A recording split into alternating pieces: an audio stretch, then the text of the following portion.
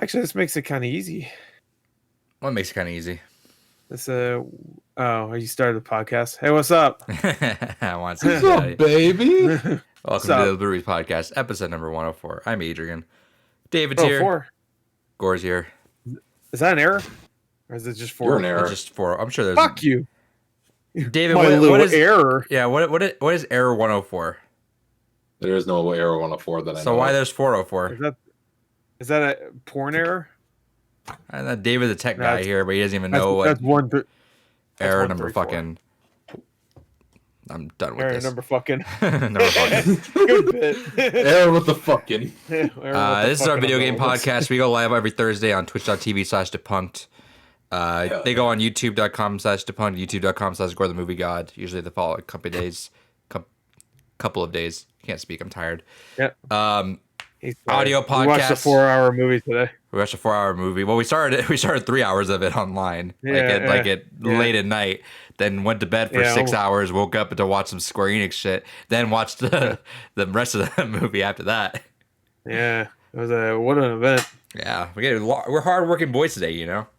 Yeah, watching stuff. That's it. Yeah. It's my first day of spring break, so I'm fine with that. Brank. Yeah, so the audio podcast goes up live on Captivate, where it goes on podcast audio services, iTunes, Amazon, all that good stuff. Games Gone By, that's our monthly video game podcast that we do inside this as well as separate now.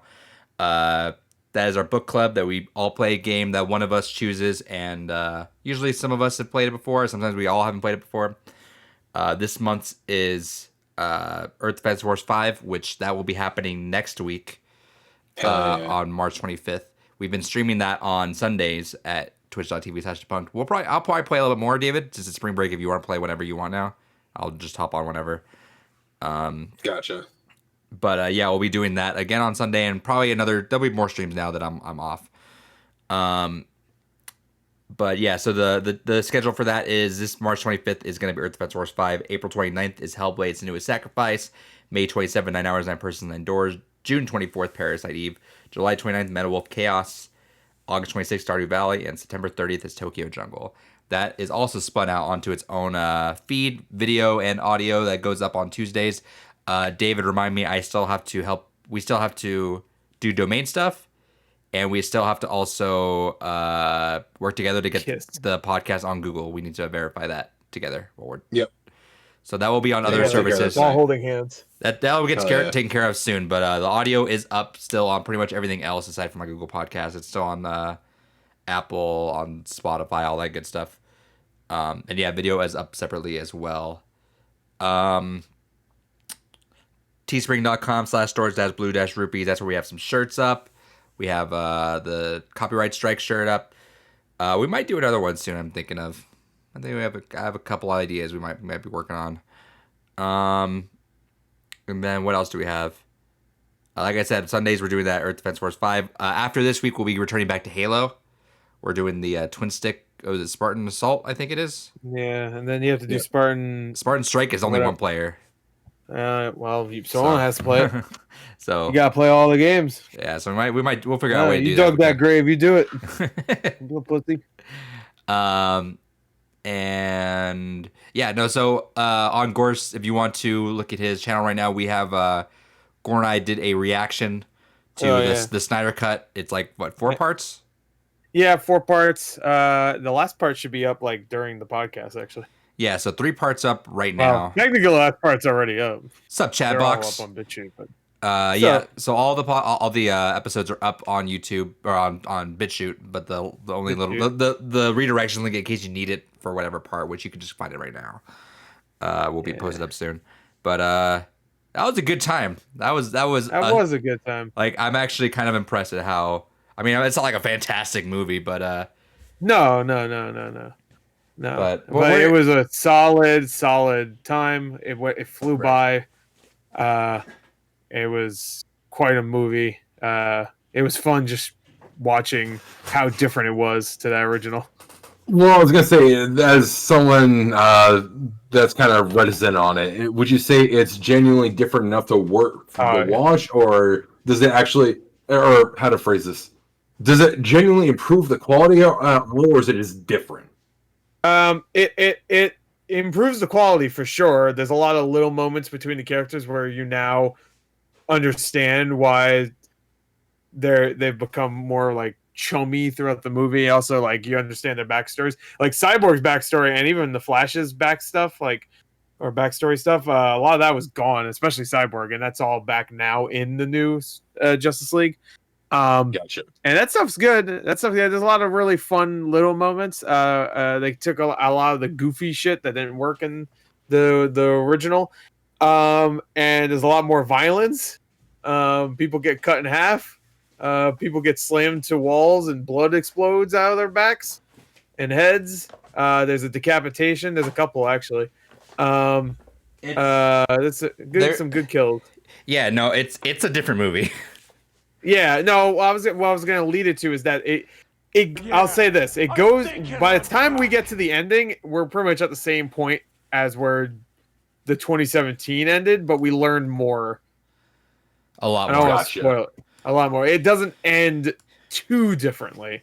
So, besides maybe the extra. To B is exactly the same. Like we're saying, it's just like the journey is different. The journey is different. Gotcha. Makes more sense, and there's a lot more stuff. And there are scenes that lead to maybe something else happening in the future. But when it comes to the story that it's telling right now, it doesn't really connect all that much. It will make you go back to the original and be like, why? Like, why the fuck was that not in there? Yeah, like there's parts where you don't really say that like a dozen times. Yeah, there's parts where you're like, wait, what the fuck? What happened in the first movie? Like, oh, they were just there. And you're like, oh, yep. Like there's parts where they actually just sneak into things, and you're like, what happened? Wait, that wasn't the original movie. What happened? It's like, oh no, they literally just went to it. Yeah, they just went there or something. Yeah. So it's good. It's a good time. Hey, maybe watching like a couple hours. Well, I was gonna say is you can watch it in chunks, and that's totally fine. And if you want to do that, because it's 4 hours of commitment. I think the way we watch I gotta sit through it. I was gonna say stopping between movies. Well, I mean, we stopped because we started at 3 o'clock in the morning. So say 4 hours up. Like even though we were loving it, and we could have. Like I'm gonna say is that movie flies. Like you like I swear we were like kind of Gore and I were like not dreading it, but we're like, all right, 4 hours is gonna be a thing. But then like I swear like we like blinked. He's like, oh shit, it's already half an hour in. Oh, it's an hour in. And by the end of it, by the time we had to like stop for the night and then watch the rest of it the next day, we're like, if we weren't tired just because of how late it is, we totally could have watched the whole thing one go. No problem. Sure. Totally. Because I mean, I've watched some long ass movies before, but I mean, I think I'm kind of, I don't know. I'm still rusted on it just because I haven't liked really much of the DC cinematic universe, but I've been hearing genuinely some good things about this cut, and it really does make me wonder why, if it really is this much better, why wasn't this it to begin with? Like, just the studio interference was just that strong, or? And they wanted it to be like a Marvel movie. That's why. Yeah, you can tell just color changes why it's more Marvel. Oh yeah, definitely. There's still fun moments in this movie, so it was a little weird that they cut some of that stuff out because stuff could actually fit well with the movie that did come out. Especially with the Flash. The Flash has a ton of goofy moments. Still, like that character is goofy in the 2017 one, and here he still is. I mean, he's reeled back a little bit, but he's goofy and kind of like. It's the way that kind of because it's Barry Allen, this iteration of Flash, right? Yeah, I mean Barry Allen's always been a very comedic kind of character for that. It's just hard to tell whether something's Whedon or Snyder, because Snyder's very serious at times, and Whedon's like, oh, goofy, and also by the way, the gratuitous shots of Gal Gadot's ass are no longer in this, so that was definitely a Whedon thing. Also, I already knew that was a Whedon. Yeah, just like Flash landing on top of Wonder Woman for a quarter second because funny landing in boobs. That's taken out. And also the thing I was mentioning or thinking about was I think a big reason why this isn't a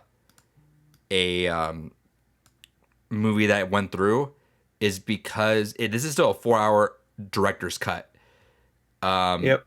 So we don't know if even if this went through, what Snyder's theatrical cut would have been.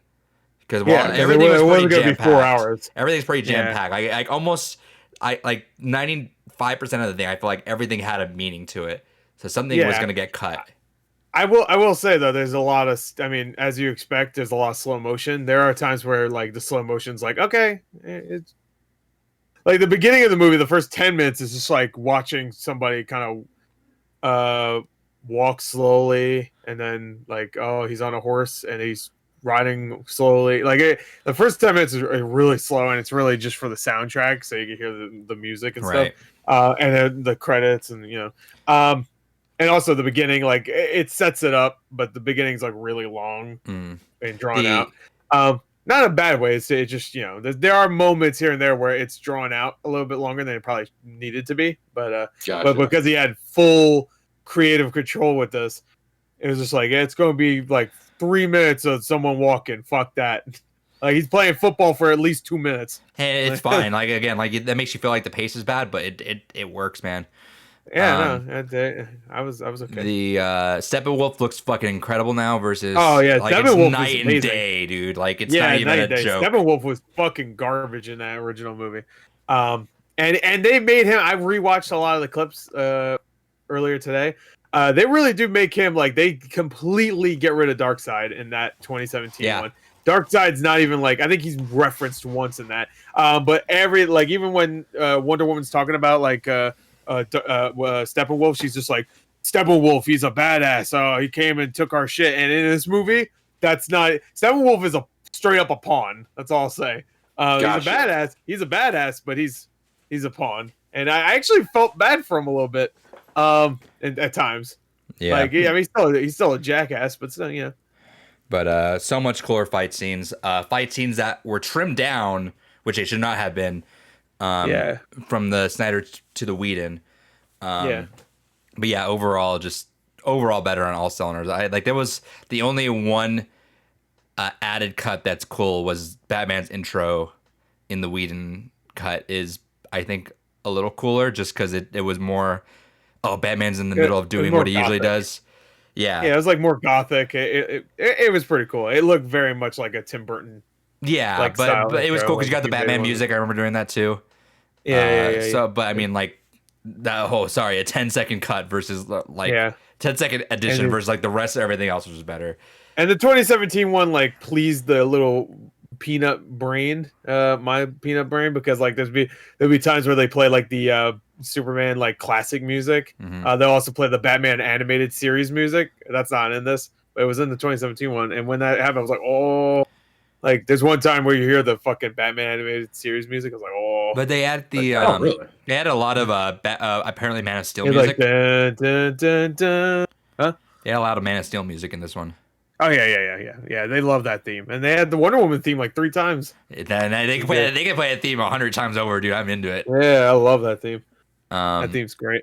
But yeah, no, that's a very good time, David. You 100% watch that. That was surprisingly well worth it. I actually get a big buttered thing of popcorn, sit down, get a big Slurpee drink. I'm actually when Wonder Woman 2 comes back on HBO Max, I'll probably just do a run of the DCEU just to do for Ranksters. Gross. I'll watch that. I really like this movie way more than I like Wonder Woman. Oh no, I know I'm not gonna like it, but I would like to watch all the movies for Ranksters. I like it. It has some. I just want to see Pedro Pascal. Yeah, he's great. He's great at that. He stole the show. I guess you watched it, David? Yeah. He stole the show for sure. Gal Gadot's still good, but like there's some weird shit in that movie that everybody has talked about already. That it's just like I found these noodles at Walmart, by the way. Oh yeah, Tapatio. Oh yeah, Tapatio I think I've seen chicken those. I've I've seen those before. Yeah, I have not seen these before, so I'm trying these out right now. I haven't had dinner yet. Nah, I'm on a low carb diet. I can't eat that shit. That's all my carbs in like 1 week. My diets usually involve me going like college diet for a lot of these things because so noodles. Noodles. You know what I do, and this sounds so like peanut butter. This sounds peanut butter and celery actually is the new thing that I'm gonna start doing. Really? Fuck that. Don't put peanut butter and celery is great. No, you gotta do crunchy peanut butter. You can't do creamy. Get the shit out of here. You gotta do crunchy peanut butter. No, don't put your peanut butter on my vegetable. Get out of here. Get the fuck out of here. No. I'll fucking put as much goddamn peanut butter in your vegetables as I want. You're a disgrace. Fuck you. No, you don't deserve that peanut butter. This sounds like the most like freshman out of into like college, doesn't know what to do, but wants to do some weird stuff with their food. But I promise you, this is amazing. Is you get the mac and cheese, the Cheeto mac and cheese, but it's the jalapeno one, so it's the green box. Because I tried the hot Cheeto one, I tried the regular one. The jalapeno one's the best one. You do that, and then you get some extra hot Cheetos that kind of crumble them up on top as like breading. Amazing time, dude. Oh yeah, hell yeah, I'm fat. Yeah, but no, it's because whenever I start making food, dude, I kind of go crazy with it. I like doing all this weird stuff and like all this sicko mode? Fun. Yeah, I go sicko mode in the kitchen, dude. But then it adds up me just constantly overeating everything. So I've been managing that. I've been running again though, doing all that stuff because now it's spring. It's not as cold anymore, which is nice.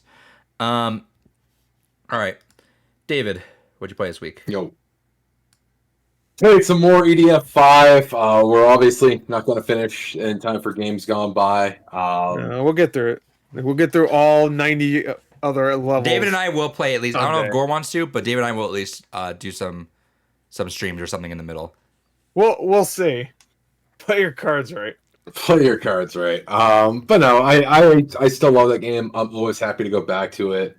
Where we left off, you guys got to meet Guinness, the Godzilla of the franchise. That was a great level. I'm glad that went on forever for no reason. Yeah, eat your noodles, you little fucker. Hell yeah. But I mean, it's kind of frustrating because there are just certain things like that as an EDF fan you kind of take for granted. I'll admit, that's definitely not one of the stronger moments. You guys did have a good point. I guess I just never thought of it before. Maybe they should give you some kind of indication that, dumbass, this is a DPS check. Just come prepared. You should just make that a whole like a timer. They could put a timer, like hold them off or like keep them busy for like 5 minutes or 10 minutes or whatever. 10 minutes would be too long. Like 5 minutes, just fucking lay into him if you don't want him to be like killed, obviously. Yeah. So I get that. I will say, definitely the future fights with Guinness are a lot more rewarding. Because that's the unfortunate thing of kind of going through the game like we are is, I mentioned it before, but there's a ton of enemy variety in EDF 5. It's why it's honestly one of my favorites. The customization, you guys were starting to really kind of get some interesting new tools to play around with your classes and the different options. A lot of the customization wasn't really in the older EDF games. You had a ton of weapon variety, but there wasn't a whole lot of fine-tuning and tweaking and leveling the gear. Something newer with 5. And there's just so many cool and weird enemies that I still don't want to spoil in case we do get to kind of see some of them, because I feel like some of them are great as a surprise enemy, because what the fuck is this shit? In a fun way. Is there more humanoid characters you fight? Oh yeah. Like that frog? Okay. Yeah. It looks like us. Yeah, there's the cosmonauts. We still haven't gotten to the cosmonauts I will say, yet. I also just I just don't like the creepy factor of it to me. It's a little weird. It's like the same reason why I hated like the fire ants and like Fallout. So think about just big bugs. It's just weird to me. And so think about just big, just things that are smaller, just like really big. It just I don't know. Like the toads also freaked me out. Just how it's like I don't know. I don't like that. Does Ant-Man scare you every time he gets big? Ooh. He's big now. Ooh. No, but if you brought one of those fucking ants, it's that ant that they brought in. It was Anthony. No, that ant was cute. No, as fuck. Anthony was the one that died. No, you talk about the big one. The one that's playing drums. Yeah. Yeah. No, the really big one. Isn't there like a really? No, I guess he is the big one. Yeah, he's playing drums, man. He's cool as fuck. I like that ant. Ants actually don't scare. Of all the bugs, ants. Yeah, I know those are because they got those smooth. They're smooth enough where they're not like weird looking. Yeah. Also, fucking shout out to Honey, I Shrunk the Kids. That's mainly why. The frogs are fucking weird looking though. Oh no, I was just talking about ants, like big ants. Oh, in general, yeah. Like in general, I agree. Like ants are like the most least intrusive to me. Like fuckers need to stay away from my goddamn sugar and my baking supplies. But aside from that, it's like you see an ant, fine, fuck it, whatever. I see a spider, I kill that shit on sight. I don't give a fuck. That needs to not exist near me. Really? Oh, I take all the spiders. I just take them out. like outside. That's what Leah does. She will save spiders for me. You know why? Because I hate ants more. Ants give me an infinite amount more anxiety just because like you got to kill the trail of them and everything. Let the spiders eat them. Fuck it. I'm good. Spiders are assholes. They drop on you. Hey, speaking of Godzilla, really quick, there's a really cool like Godzilla like moment in Snyder. I'm back. Welcome back. Yeah. I'm sorry. What? There's a really funny kind of like Godzilla like moment with Steppenwolf in the Snyder Cut, which is actually kind of funny. He's like shaking everyone off of him. Oh yeah, sure. I mean, there's a part like that with Superman also. It felt very Godzilla just because like everyone's like grabbing onto him. He's like, it doesn't matter. I don't know if that's exactly. It felt like that to me. All right, sure. It felt kaiju-esque, maybe, perhaps. Yeah, I was thinking. What was I thinking? There was another thing I was thinking of. Like, the scene reminds me of something like people just grabbing on somebody and they don't get. I guess it was like that. There was a new the new Terminator had a scene like that.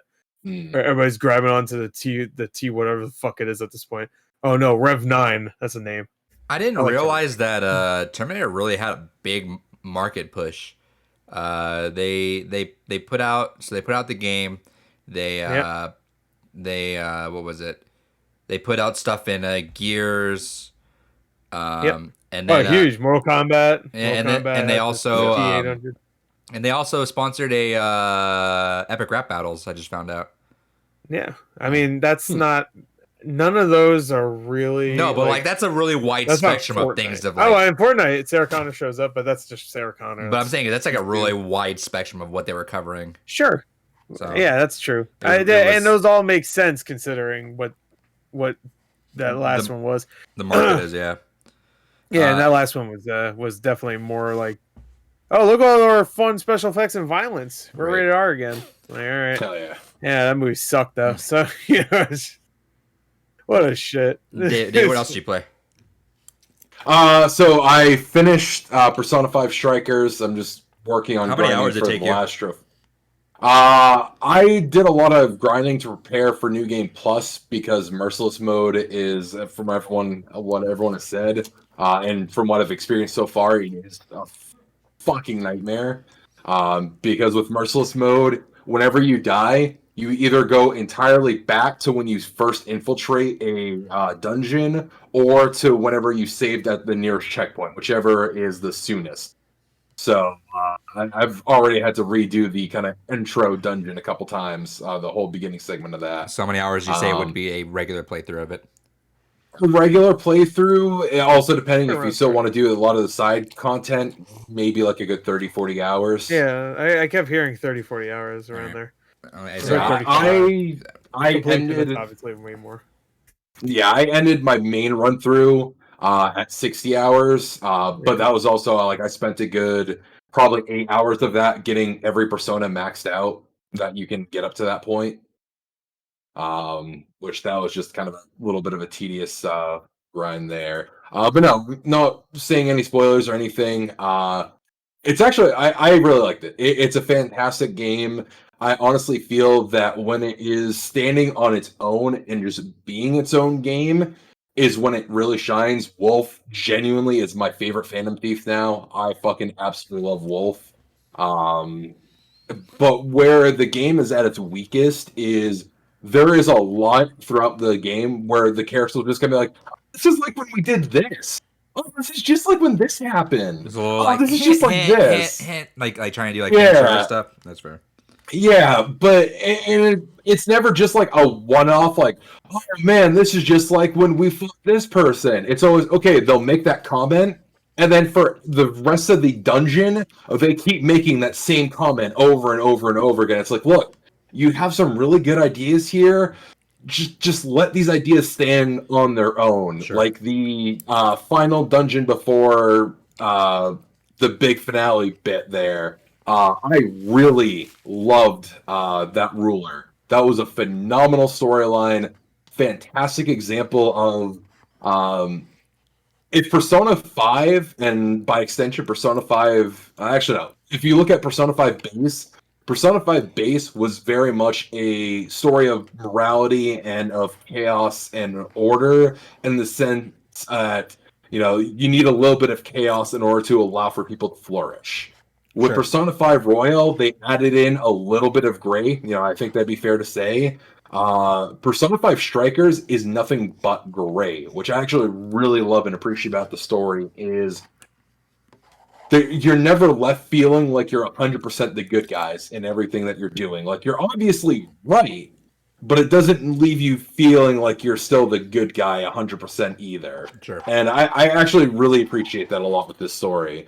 The gameplay is fantastic. Honestly, as much as when you first start the game, it feels like Dynasty Warriors with the Persona skin, it honestly becomes more almost like a Nier Automata in style, just because you spend a lot more of your time just utilizing your Persona skills and dodging and evading enemy attacks manually and kind of getting in a couple swipes here and there, and a lot less time doing the actual kind of Dynasty Warriors formula. So Good to hear. that definitely changes a lot. But no, all in all, fantastic game. I definitely think anyone that really enjoyed 5 and 5 Royal will have, especially if you liked 5 Royal, this kind of takes a lot of the best elements and amplifies it quite a bit in storytelling. Now, So, without spoiling anything, yeah. please don't. Is it a sequel to Base or Royal?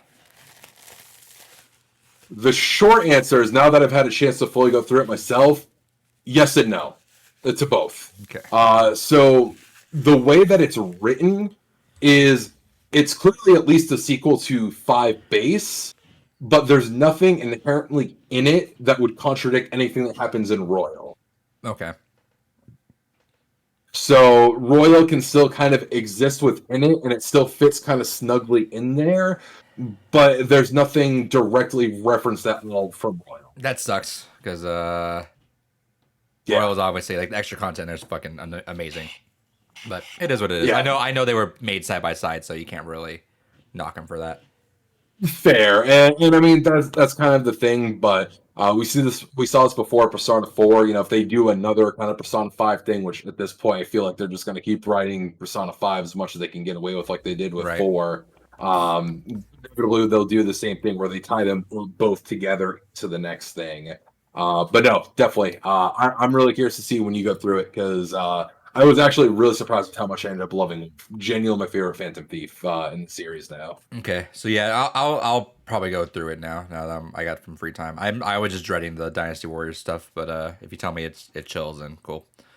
It's because the only reason why in early game it feels like that is because your persona variety is very limited. Sure. And SP is very hard to come by in this game, especially until you get hit about mid to late game. You really are there's very little recovery items that you can get your hands on for SP. And unlike in Persona 5, you don't get like any accessories to heal up SP either. So it's very tedious on that front, so you kind of rely on auto attacks more. But once you start getting a kind of good solid base SP and you do start getting a small stockpile, it makes it a lot better. It's honestly smarter to be more so utilizing the persona abilities than to be doing the auto attacking. Nice. Play anything else? Nope, that's about it. All right, Gore. Okay, I didn't really play much, honestly. I played a little bit more Yakuza 0. Hell yeah. Probably not a lot more. Don't get excited. What chapter are you on? Yeah, don't get excited. What chapter am I on? Yeah. Well, that should answer. All right, fair. I don't know. I think the first one. I don't know. I didn't do a lot. Just Fair. I'm not that far. I'm like 4 hours in at this point. Played like another hour since last week. I played more Littlewood. That's fun. Penis. What else did I play? I played more Harvest Moon 1 World. I'm done with the game. It's fucking garbage. I already put it back in its GameFly thing and we'll ship it off. Done. Fucking done. Story Season was really good though, wasn't it? It's not out yet. But no, sorry, the one last year. Oh yeah, that one's great. That's a remake of the GBA. Friends of Mineral Town. Yeah, Friends of Mineral Town. It's that game. Oh, that one. Right there. Yeah. Nice. Friends of Middletown is one of my favorite Harvest Moon games. So, but what else did I play? I played one game of Apex Legends on Switch. No, don't. What are your thoughts? No, don't do it. It's cool. It's it's cool for people that don't have it or don't have any other outlet for it. I feel bad for them. They shouldn't play it. Really? I'd rather them not play it. Period. Because I know people that play Overwatch on just Switch, and I'm like, it's cool they get to have that. Overwatch is way better than this on Switch. No, because Overwatch, like, you could say what you want, but the frame rate sticks to around 20 frames at least. Dude, with at least the game I played, it was fucking like it's kind of fun to look at this game on a small screen and just kind of like try to figure it out, like by going through about 10 to 15 frames a second. Sure. But when you're actually trying to get into it, there's no way in hell. This game, you will not learn how to actually play this game with this. I don't see how. Like, this is definitely not the way to play it. I only play one game though, so maybe that was just a bad game I played. Maybe. Yeah. I doubt it though, because every time I see the game, it's fucking like 10 to 15 frames. So I didn't even see the Digital Foundry do a video. I need to watch it if they did. How did they not? I mean, I don't know. How the I'll go look. They must have, or they're doing it right now. There's no way they wouldn't. Really? About how I didn't know if that was popular enough to. Oh, they always do Switch games. They just did Crash 4 on Switch. What the fuck? Who gives a shit about Crash 4 on Switch? I want to see Apex Legends on Switch. I want to see where they went wrong. They did Apex Legends like whenever they got like an update or whatever to see. No, there was someone else that did it, but I'm sure. Yeah, I'm sure somebody did it. Yeah, no, they haven't touched it yet. They're gonna do it. They did Overwatch on Switch, I think. So a little weird. All right. What else did I play? I don't think I played anything else really. I'm just gonna say no. Oh yeah. I'm like trying to blaze through all my Picross stuff so I can stop being addicted to that game, so I can just move on to actual games before bed. So I finished the second one. I do all of them except for the Mega Picross stuff, because I don't really like Mega Picross. But I finished the second game. On the third game, I started with the hardest puzzles. I'm already over like halfway through. So I'm like, all right, let's just get done with this game so I can do another game before bed now, so I can stop playing this fucking game I'm just too addicted to. But on the side too, I've been playing Mario Luigi's Dream Team, about 3 or 4 hours in on that game. It's fun so far. I'm enjoying it. Right. I know that it's one of the weaker ones, like not like the weakest ones. Obviously, like Paper Jam is much weaker, but I know like of the main ones, the ones that are good, that's the least good, if that makes sense. So I'm getting through that. Did some Overwatch placements, trying to do all that stuff before I get my PC, which we'll talk about here in a little bit. Really? What? I said, will we? Yeah, probably. And then what else did I play? I thought I played something else. No, I think I'm I don't think nope. All right, fuck it. Nope. Nope. Right. That's it. Dave, what'd you get this week? All right, so I was waiting for one other thing to come in. Sadly, it just spent like all day sitting at post office an hour away from me and not actually being delivered, which sucks. But at least have everything else that I need for one of the projects that I'm going to be working on this weekend, which is my GC loader and the tray to put in for my GameCube. So once I get these installed, it'll be all nice and flush. Got the orange to match with the GameCube that I got, and be able to just run all my games off the SD card, and it's gonna be fucking beautiful. I can't wait. I'm excited to set that up. I also apparently grabbed that at the right time because those are now sold out again. No word on when there'll be a refresh on those. But yeah, I'm really excited. Especially because GameCube games are getting more and more fucking expensive. It's a new Bitcoin. Gonna be Except some games went down from last summer. I know Paper Mario went down a bit. No, I think it's still around. That's not saying went much, down, but not that much. Yeah.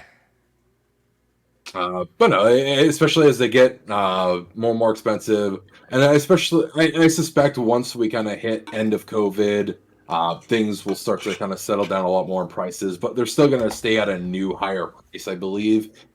just based on kind of how the markets have worked in the past. So it's one of those things that they're going to be harder to find. And certainly, once you get your hands on one, you're going to want to keep it as in good a condition as possible. Still have another GameCube to play the original discs. If I feel like playing them off the original disc, but it'll be kind of neat to be able to just basically have this GameCube, and I can just take that GameCube anywhere, and bam, there's all my games right on there. Let's go, let's play. And I'm really excited for it. So that'll be a fun ticker project for the weekend. Hell yeah, man! Oh yeah, and that's all I got. Gore, That's it. What the fuck, David? What are you, fucking poor?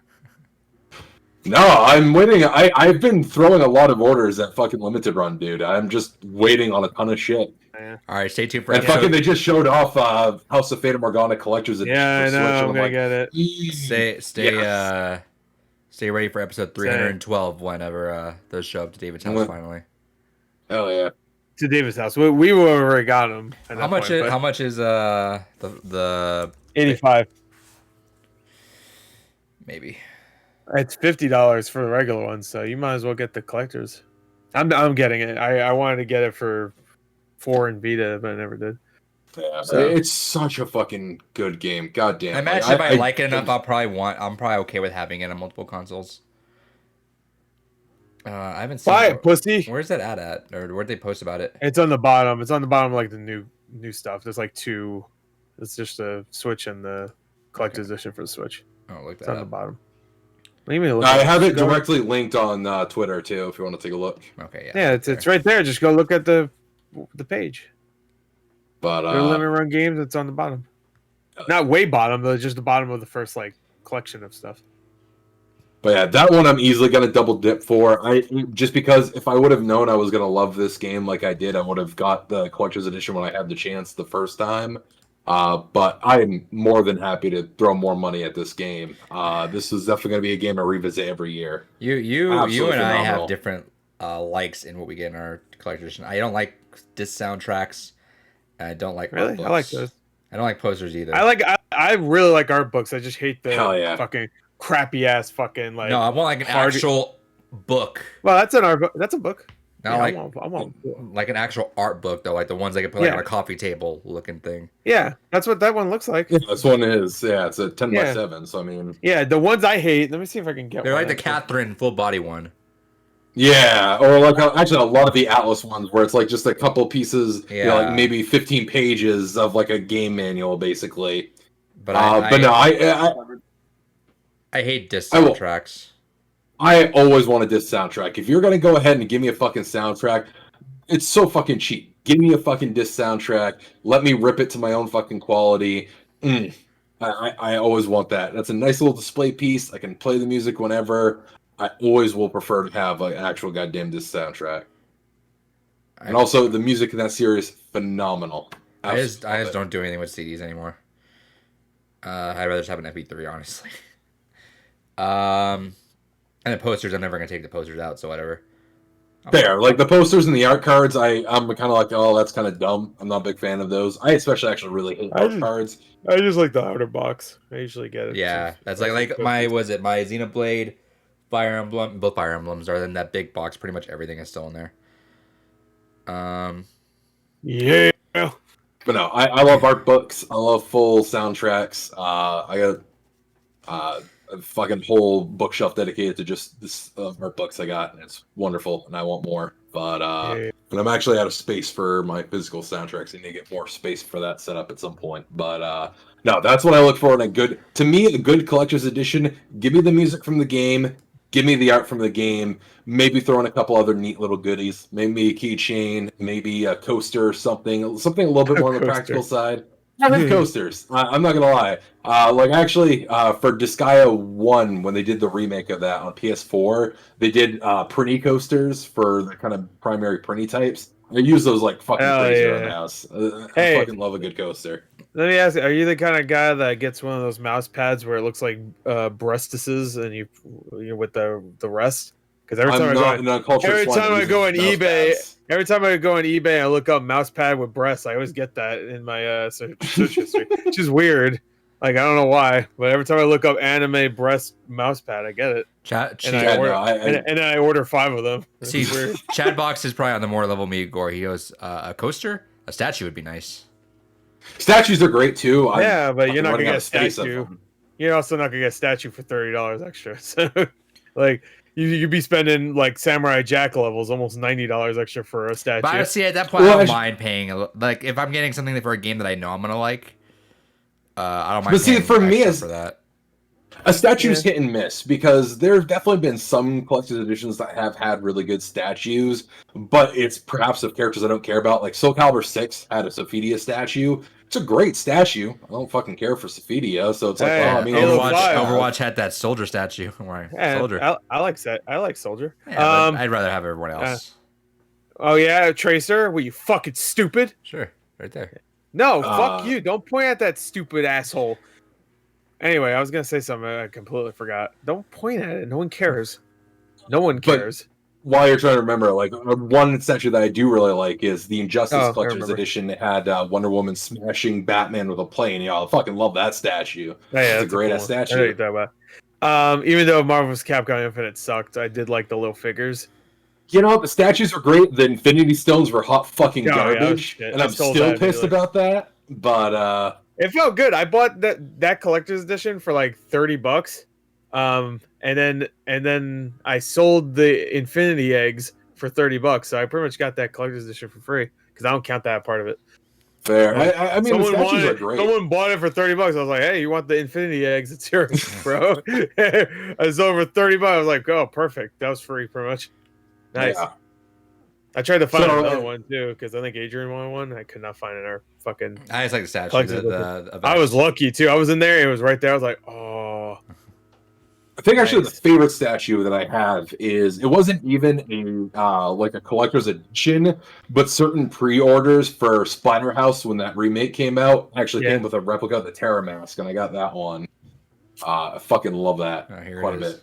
So he's gonna go fucking yeah. Go knows what's up. It's weird how much shit I pull out of my window. I feel like I've done that like 3 times before in this podcast. It's like Clarissa explains it all, where there's actually just someone hiding out there holding all the shit for you to pass over. Yeah. I don't know what you're talking about for sure. Yeah, that looked dusty though. It was really dusty. It's been there for about 4 years. Chatbox says the Arkham Knight one with the Batarang was cool. Oh, that one was cool. Wait, was that Arkham Knight or Asylum or both? Actually, it might have been both. I think Arkham Asylum had the Batarang. I think the only one I ever hate that I missed out on, and I think a lot of people do, is the original Last of Us statue. Gore, what one that you got? I got that. Yeah, that's a nice one. I'm okay. I'm upset I didn't get the Nier one, but then the Nier Automata one. But then seeing the statue, it's really small. So it's like one of those things where like I want it because it's really expensive and it's really cool, but the statue's really small. The Halo Reach one is cool too, Chatbox. Yeah, I have the Halo Reach one kind of. That I say kind of because it like the weapons are missing. Oh, that's right. You were showing that off. Yeah, I got it for really cheap, but like the weapons are missing, and of course nobody sells the weapons. So I'm thinking of getting rid of it and just like one day getting it with everything. Yeah, if you get rid of it for cheap, let me know. I might do that. We'll you want it? Maybe. I don't know. I'm thinking. I was going to say is like right. I'm thinking about like I don't have room for anything else. It kind of looks lame. I think one of the characters is missing an arm too. Actually, I have to look at it again. Is it the right one? What do you mean is the right one? What's it? Cat? Isn't Cat missing an arm? Oh yeah. No, she's missing a head though. He gets that reference now. That's true. But yeah, see, that's the thing. Like, it's another thing with statues. Like, I have a giant ass glass cabinet. The thing is fucking full. So I got like some of my statues randomly scattered throughout the house, and just like, oh, here's a spot I can put a nickname. Why not? At least with art books and soundtracks, you're already putting them on bookshelves anyway, so they just kind of blend in as part of a collection. It's a little cleaner. I'll have to whenever I get my webcam, because right now I use the webcam on the iMac, but whenever I get the webcam, I'll have to show you because I still have I have a fucking full shelf, literally full of plushes, and then hell yeah, I have some more stuff on top as well in there. But yeah, I'll have to show all that stuff off. I'm sure everybody knows what my favorite statue is. Monkey. Oh yeah, Monkey's good. No, it's Aiden Pierce. No, you want me to give you a hint? You always love when I do this. Yeah, he pulled ahead. There you go. She looks like she's dead now. Yeah. Sorry, Elizabeth. All right. It's a really good statue. No statue I feel can really get the face right, but I guess it helps that her face is giant, so it's just like a lot to work with. I saw that and I immediately had to get it. It was really cheap too, so I was like, "Fuck it," considering what it is. Speaking of that stuff, Gore, what'd you get? All right, I got some parts for a new computer that maybe or maybe not I'll get. Someday. I mean, these are parts that I could do with now, even if I never get a computer. I got a new keyboard. I got let me get rid of the sticker. Did you get a mechanical keyboard or? No, not a mechanical keyboard. Fuck that. I need the clickety clacks. I gotta have my cherry browns. You know what? I need my cherry browns. Yeah, it's the type of feedback on it. Although actually, this one's cherry purple, and it's actually kind of neat. I've been getting used to the purple. I don't know. It says it's compatible with an Xbox One. Oh, yeah. I got this one. I got a. Well, most keyboards are. So I bought one a while back. It's in the closet right now. I have a Razer one. I really had my eyes on one that I want, which I'm just like, I'll compensate and I'll get that next year or something. But okay, for now, well, which one was it? I looked at a lot of keyboards, so I might know which one. Yeah, I'll check it out. Let me go look for it. Keep going. Anyway, I got the Elgato Wave 3. That's what I'm using right now. Yeah. I don't know. Every time I listen to it, I can't tell a difference between this audio and the Yeti one, but I haven't really adjusted anything yet. So yeah, I was gonna say because so far, I mean, it sounds just the same, really. Yeah. I need to like adjust it or something because I don't know. Here, let me. Yeah, does it sound different now? But does it? There's a bit more bass to it. Oh hell yeah, I'm bassy boy. How about now? What does it sound like now? Sounds back to normal. Yeah. Sounds like normal. Okay. Also, chat box. I use Ducky 1-2 Mini. Ducky. Oh, not Petrie. That's a Land Before Time reference. Where's my other? Oh, here it is. I also got a new mouse. I wanted to get a wireless one because I'm tired of fucking having a wired one. So I got the Razer Basilisk. Nice. Yep. This is a nice one. I like it. It's right here. Doesn't have any RGBs really. It has like one green light. That's about it. But I don't mind. I don't care. Whatever. It doesn't really match with the keyboard I got, which is RGB, but whatever. Yeah, well, I got a full RGB keyboard, but I got a Red Dragon mouse, but it's an MMO one, just because, especially when I was playing Final Fantasy 14 a lot, having all my hotkeys just right on the side there with my thumb, fucking wonderful. Yeah. It was also actually a great thing with Overwatch 2 when I played that a lot on PC, was just having all my skills just right at my thumb like that. Fucking fantastic. Right. Yeah, that sounds good. It sounds hard for me though. Black Widow Elite, Gore. Black Widow, she's back. Hell yeah, Black Widow Elite. This one does have the little clickety clacks. Well, is it mechanical though? Mine sounds like that's that a mechanical one. Yeah, it sounds like it might be a cherry red. Well, it depends on the cherry, because there's reds, blues, and browns, and depending on the color, depends on what the keys are rated for. So they have different performances. Some are a bit loud and more clackier. Like the cherry browns are the very tactile ones that have that loud, especially loud thumping sound. That's why I like them, because I love having that loud kind of clacky feedback. Cherry purple. Then you get into some kind of differences, like Razer actually has a proprietary, like a cherry yellow, which I think is like a hybrid between a red and a brown. And then the keyboard that I got is also from Red Dragon, and they have like a cherry purple, which is kind of like an in between of a blue and a brown. And there's a lot of nuance to it, but yeah, that was one that I really, really liked. But I'm gonna see how it goes for a year, and if I like everything and I do that, I'm gonna go for one of those. It just looks better. But so you want to talk about what you got, because it won't be here for a couple weeks? Or do you want to wait till you actually get it? Well, I got a new computer. It might not be here for a little while. It's the HP Omen 30L. I don't have the specs. 30Ls. Gore got them. 30Ls. Fuck it. But it's back ordered, so I don't know when the fuck that's coming. So we'll see. This time of never. Yeah, this time of fucking here and there, never. I don't know. Hope it's soon. I want it.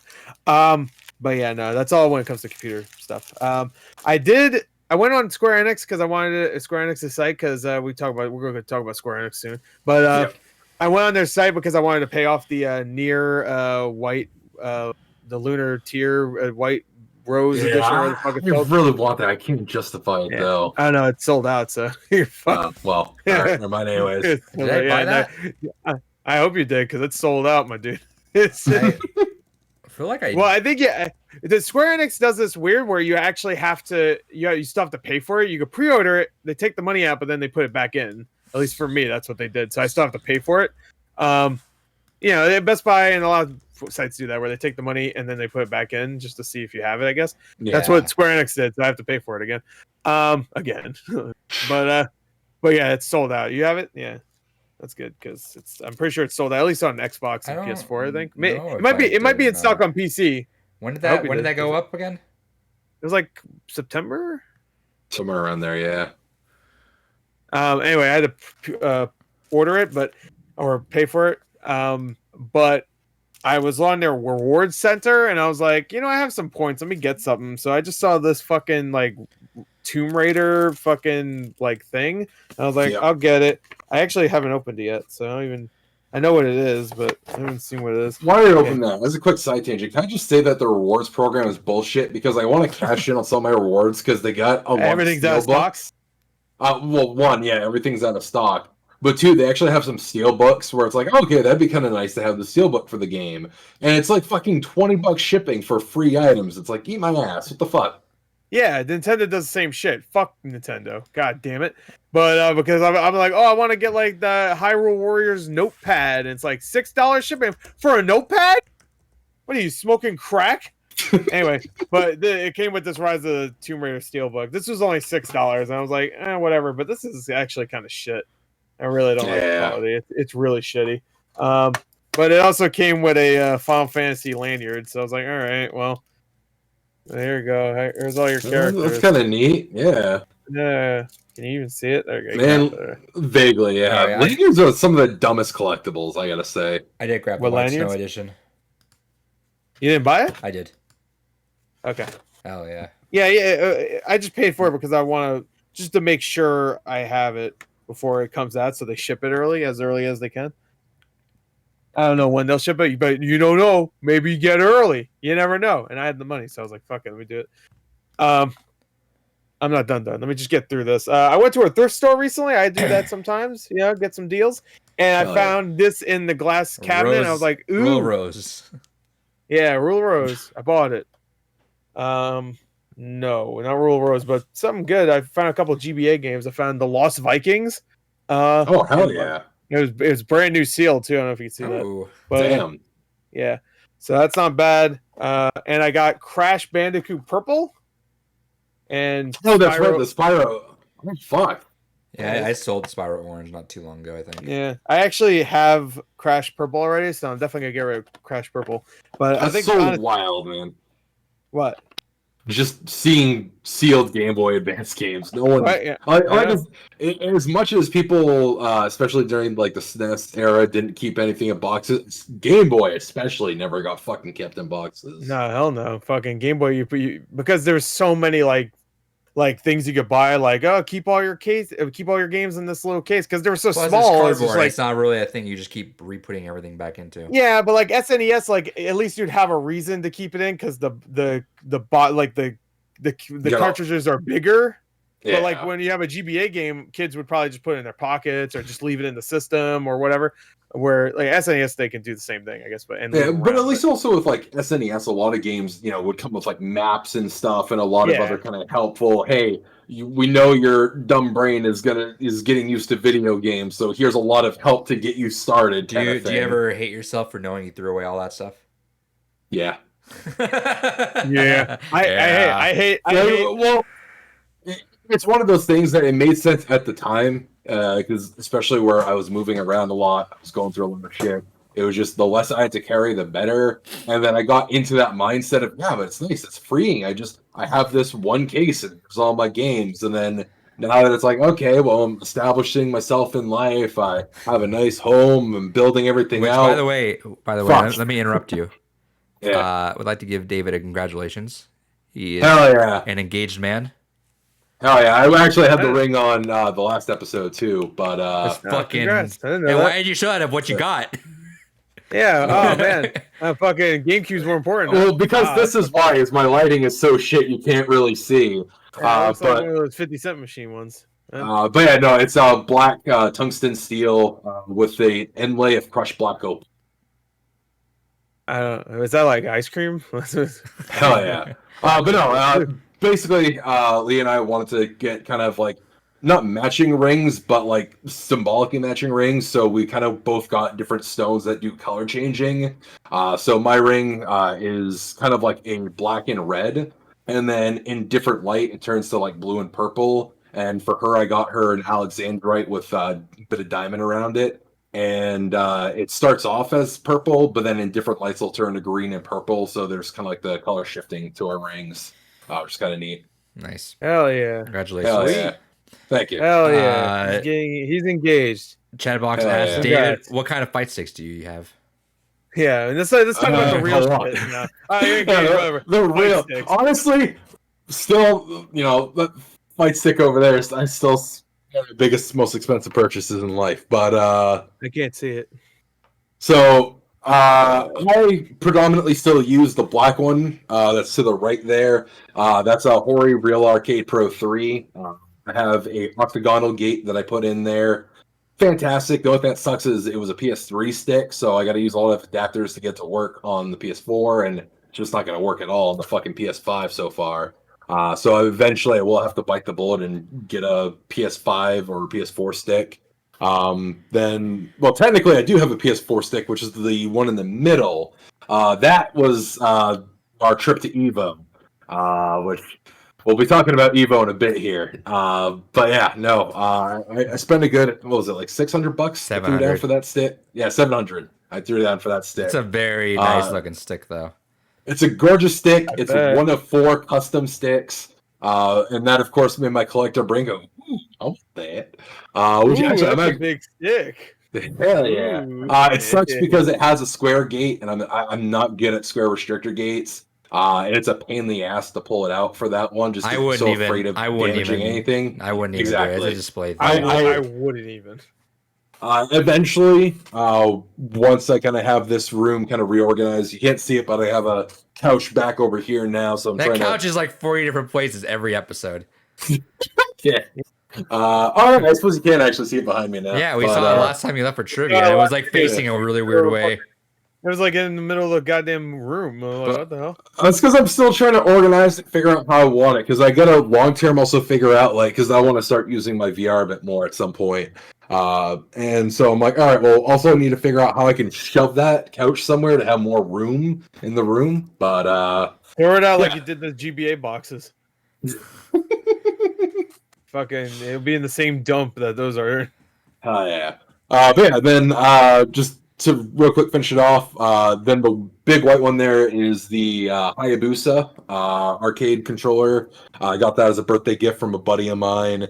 Then I have a arcade stick for the Sega Saturn. I have the NES Advantage. I have a Genesis arcade stick, which I actually got every time I've gone to spend time with you, Adrian, I bought an arcade sticks. Which I got when we went down to the game store down there the first time. You almost bought Earthbound sealed. It's true, I did almost do that, but then you realized that was day 0 of the trip. You're like, I can't spend that much money day without even going. Did that. Now David would have. Oh, if David had the money he had now and he was on that trip, and he saw if I had the money I had now, I would have fucking bought so much at that store. God damn. Yeah. But and potentially the money I'm. Knock on wood, if things go well, how much more I'll be getting later. But you're gonna finally rob that bank? Hell yeah! All right, payday is coming, boys. I don't know him. Unless he's successful, then I know him. Just under under the table. Under the table. Just don't rob a bank now, though, because that would be weird. Just don't. I hope that wasn't your plan. No. Sorry if I spoiled it. No. Good. I didn't do it. But yeah, so those are all the arcades I got. I eventually will be up grabbing a PS4 stick probably, just because I don't play fighting games as much just as I used to, so I haven't really felt the need to. But I do still want to get back into, especially with Strive. I'm gonna go fucking hard on Strive. In the chat boxes, I use a Razer Pantera. The Razer Panteras are okay. Panthera are okay. One I was actually really surprised by is Quanba. They made a lot of multi-platform ones. So, like, a buddy of mine that was working on getting into fighting games ended up really getting into Skullgirls. He ended up picking up a Quanba that was for like 316 for PS3. And those actually have a nice feel to them. I'm surprised. Isn't that what I use? Do you have a combo? What the fuck do I use again? That's a good question. No, I have. Because I thought you had a Mad Catz. No, okay, you got a Murray. Yeah, I have one on each platform. Yeah, which actually that is the other thing too. Is the Evo stick is a Mad Catz Tournament Pro 2, if I remember correctly. All right. Well, what else did you get, Gore?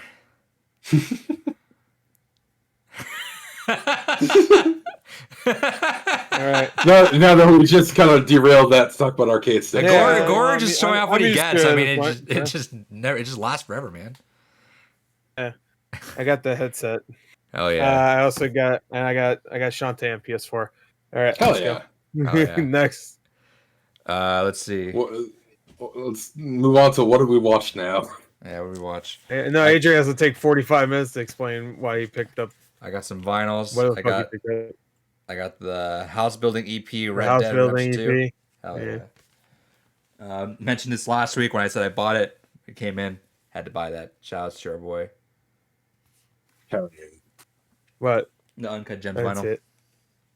Oh, okay. And then I got this in the mail too. It's The Last of Us 1. Not part 2. Fuck that part 2. Last of Us 1 vinyl. Feels Cool. good. And then I went back to the game shop. I saw these there, even though they told me they wasn't there. So I'm like, whatever. I grabbed them. So I grabbed the other 2 Dragon Age games. So I got 7 and 9. Dragon Quest. Actually, no, that was 8. 9's there. It's there. I grabbed the wrong one. It's there. I'm not pulling it 7 and 8 are good. 8 I hear is the best 3DS one. versions. I hear people say it's the only one I really played. Yeah, I hear people say 8's the best one, even over 11. Some people think still. Interesting. Yeah, I have a PC coming next week. I'll talk about specs next week, though. Ooh, next week. Wow. I gotta see. I still gotta bump RAM up. It comes with 16 gigs. But the problem with these things is they don't tell you what it is because they kind of just build on parts that they have. Yeah. So I gotta wait and see what brand it is so I can match it with the same brand. I'll brand and clock speed is the important thing. Yeah, I'll bump that up to at least 32 gigs. But yeah, once that gets all set up and everything, I know I'm definitely gonna be on other games on here as well for sure. Like some Overwatch. I'll probably do a couple like streams like initially because I've only played Overwatch on PC like once, I think. And I don't know. The only thing that'll be frustrating is not having all your skins. That does suck. Yeah, that will suck. But fuck you, Blizzard. I can't play FPS games with a mouse for shit. Because I just never do.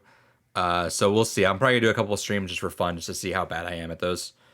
But yeah, I got that. You could get one of those mouses that look like a keyboard. You know what I mean? The one that's just like a. I ended up getting like a little keyboard. No. It's like it looks like a mini keyboard. Like very small, the Z boards. Yeah. Yeah, I guess that's what. I don't know. No, I ended up getting a lot. I was thinking of getting one of those if I want to try like first-person shooters and stuff because I can't with a keyboard. I can't. Like I feel like I'm fucking conducting the world's worst piano. It's just like. Yeah, that's how I feel too. I almost really wanted the breakaway ones. The keyboard. I don't. I can already tell you, I just don't. But I really wanted the breakaway ones, so at least I could just have a small little section of it to work off of. But yeah. No, I ended up getting a Logitech G903. I heard my buddy who plays Overwatch competitively, he just swears by that thing. So I grabbed that one. And we'll see how they do. Logitech? Yeah, Logitech G903. It's a wireless and wired one. But I've heard really rare. Shit, I can't speak. Very good things about it. But yeah, we'll see. I just genuinely hate mouse and keyboard. I just never have liked it. Picross is gonna look really good on your new computer. Hell yeah, dude! That and Among Us. See, but now think of think of all the games you guys are gonna be able to enjoy because of Humble Bundle. Now you'll be getting so many great games. So all three of us every week will be like, I got 48 fucking free games. Snuggle Buggle Party number 5. Well, Gore and I talked about it. Smoking weed in the ghetto number 7. Can you pick up girls in the dungeon? If you're a little man boy. Number 2. Part 2 of 58. So I will say this. I know for sure this summer for sure I'm gonna be streaming a lot, and we'll be doing some fun stuff. I'll probably get like we'll get some for sure, like some Mario Party emulators going. I know there's a couple of really like was it? There's some party game that's on. Oh, my friend told me I have it on my wish list. I think there's a party game on Steam that's apparently really good. That's like Mario Party as well. It's like 8 players, I think, too. So we'll have to try that. I want to try like the 100 and 200% orange juice thing. So I want to do a lot of those fun ones. But yeah, no, I talked to Gore about this, and I kind of Pummel Party. That's exactly what it is. Thank you, Chatbox. What was it called? Go look at that. Pummel Party. Pummel Party. Pummel Party. But I told Gore this like it is obviously I'm spending a lot of money on the PC, and it's mostly just to like because streaming is such a fucking hassle on Mac sometimes. So it's mostly just to alleviate all that and just bring that up to par. But I'm still gonna be playing the majority of my games on my Xbox because 60-inch TV and 4K 120.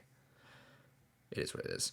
Chatbox says, yeah, Pummel Party's really fun. See, that's why I don't get why you want it to go so big with your computer. Is if it's still going to be predominantly playing on the Xbox, why go so big with your rig?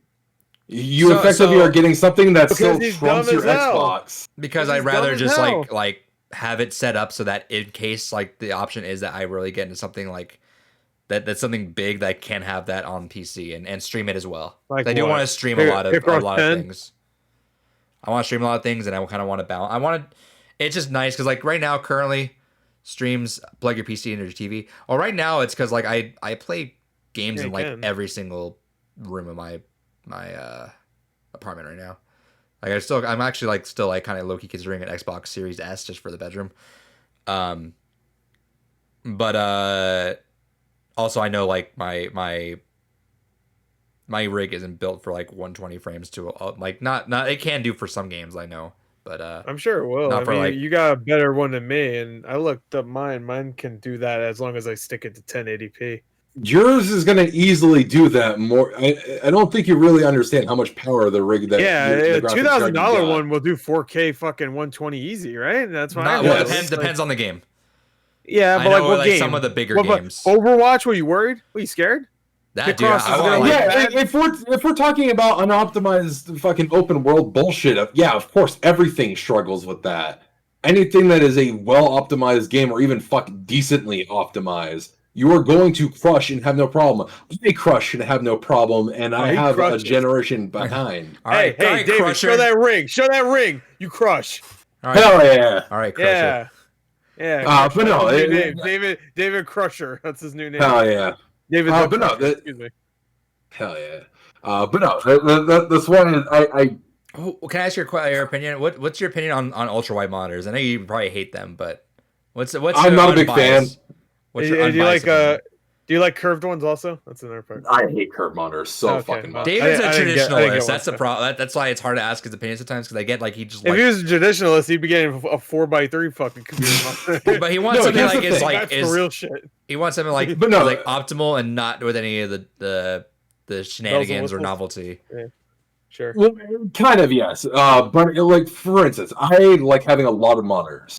You know, I like the productivity of like every screen has its own dedicated purpose. So I'm usually using 3 to 4 monitors at any given time. God damn. 4 monitors. I'm thinking of doing 2 monitors.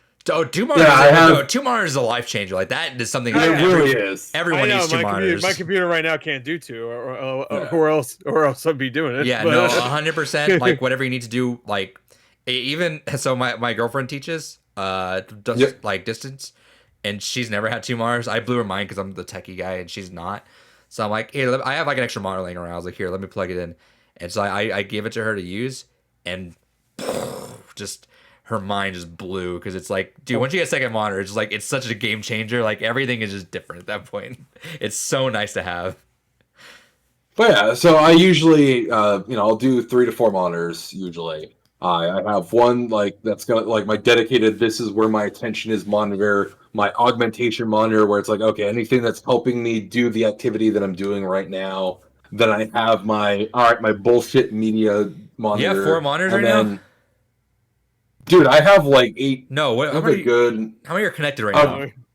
How many are connected right now are 2 because I had to move one of them downstairs. You're about to blow my fucking mind. You're like, only 4? I have like 8. I'm like, motherfucker, you're there with his like... ass looks like one of those, like, whenever, like, in a movie, you have, like, the tech dude, the hacker dude show up. He has, like, 8 monitors on the... Yeah. Well, no, because One of them has Rick and Morty. I'm reorganizing because I had one that went on set on top of my tower. And then I had the TV over there that I had it hooked up to. So I had the 3 monitors and then the TV that I had everything hooked up to. The TV I moved into the bedroom because I'm working on eventually I'll get a 4K and throw the 4K in here. And then... he has 8 monitors, but he hasn't bought a 4K TV. Oh, if he put them all together. Yeah. And then I have... Like 16K. Then I have another monitor that once I get this all reorganized, I'll be re-hooking back up. So I'll be back to a minimum of 3. But then I also have 4 spare monitors downstairs. I have 2 other spare monitors in the bedroom. I have monitors for fucking days. Dude, like moving is going to be such a bitch for you one day. It's a bitch for me. I hate it.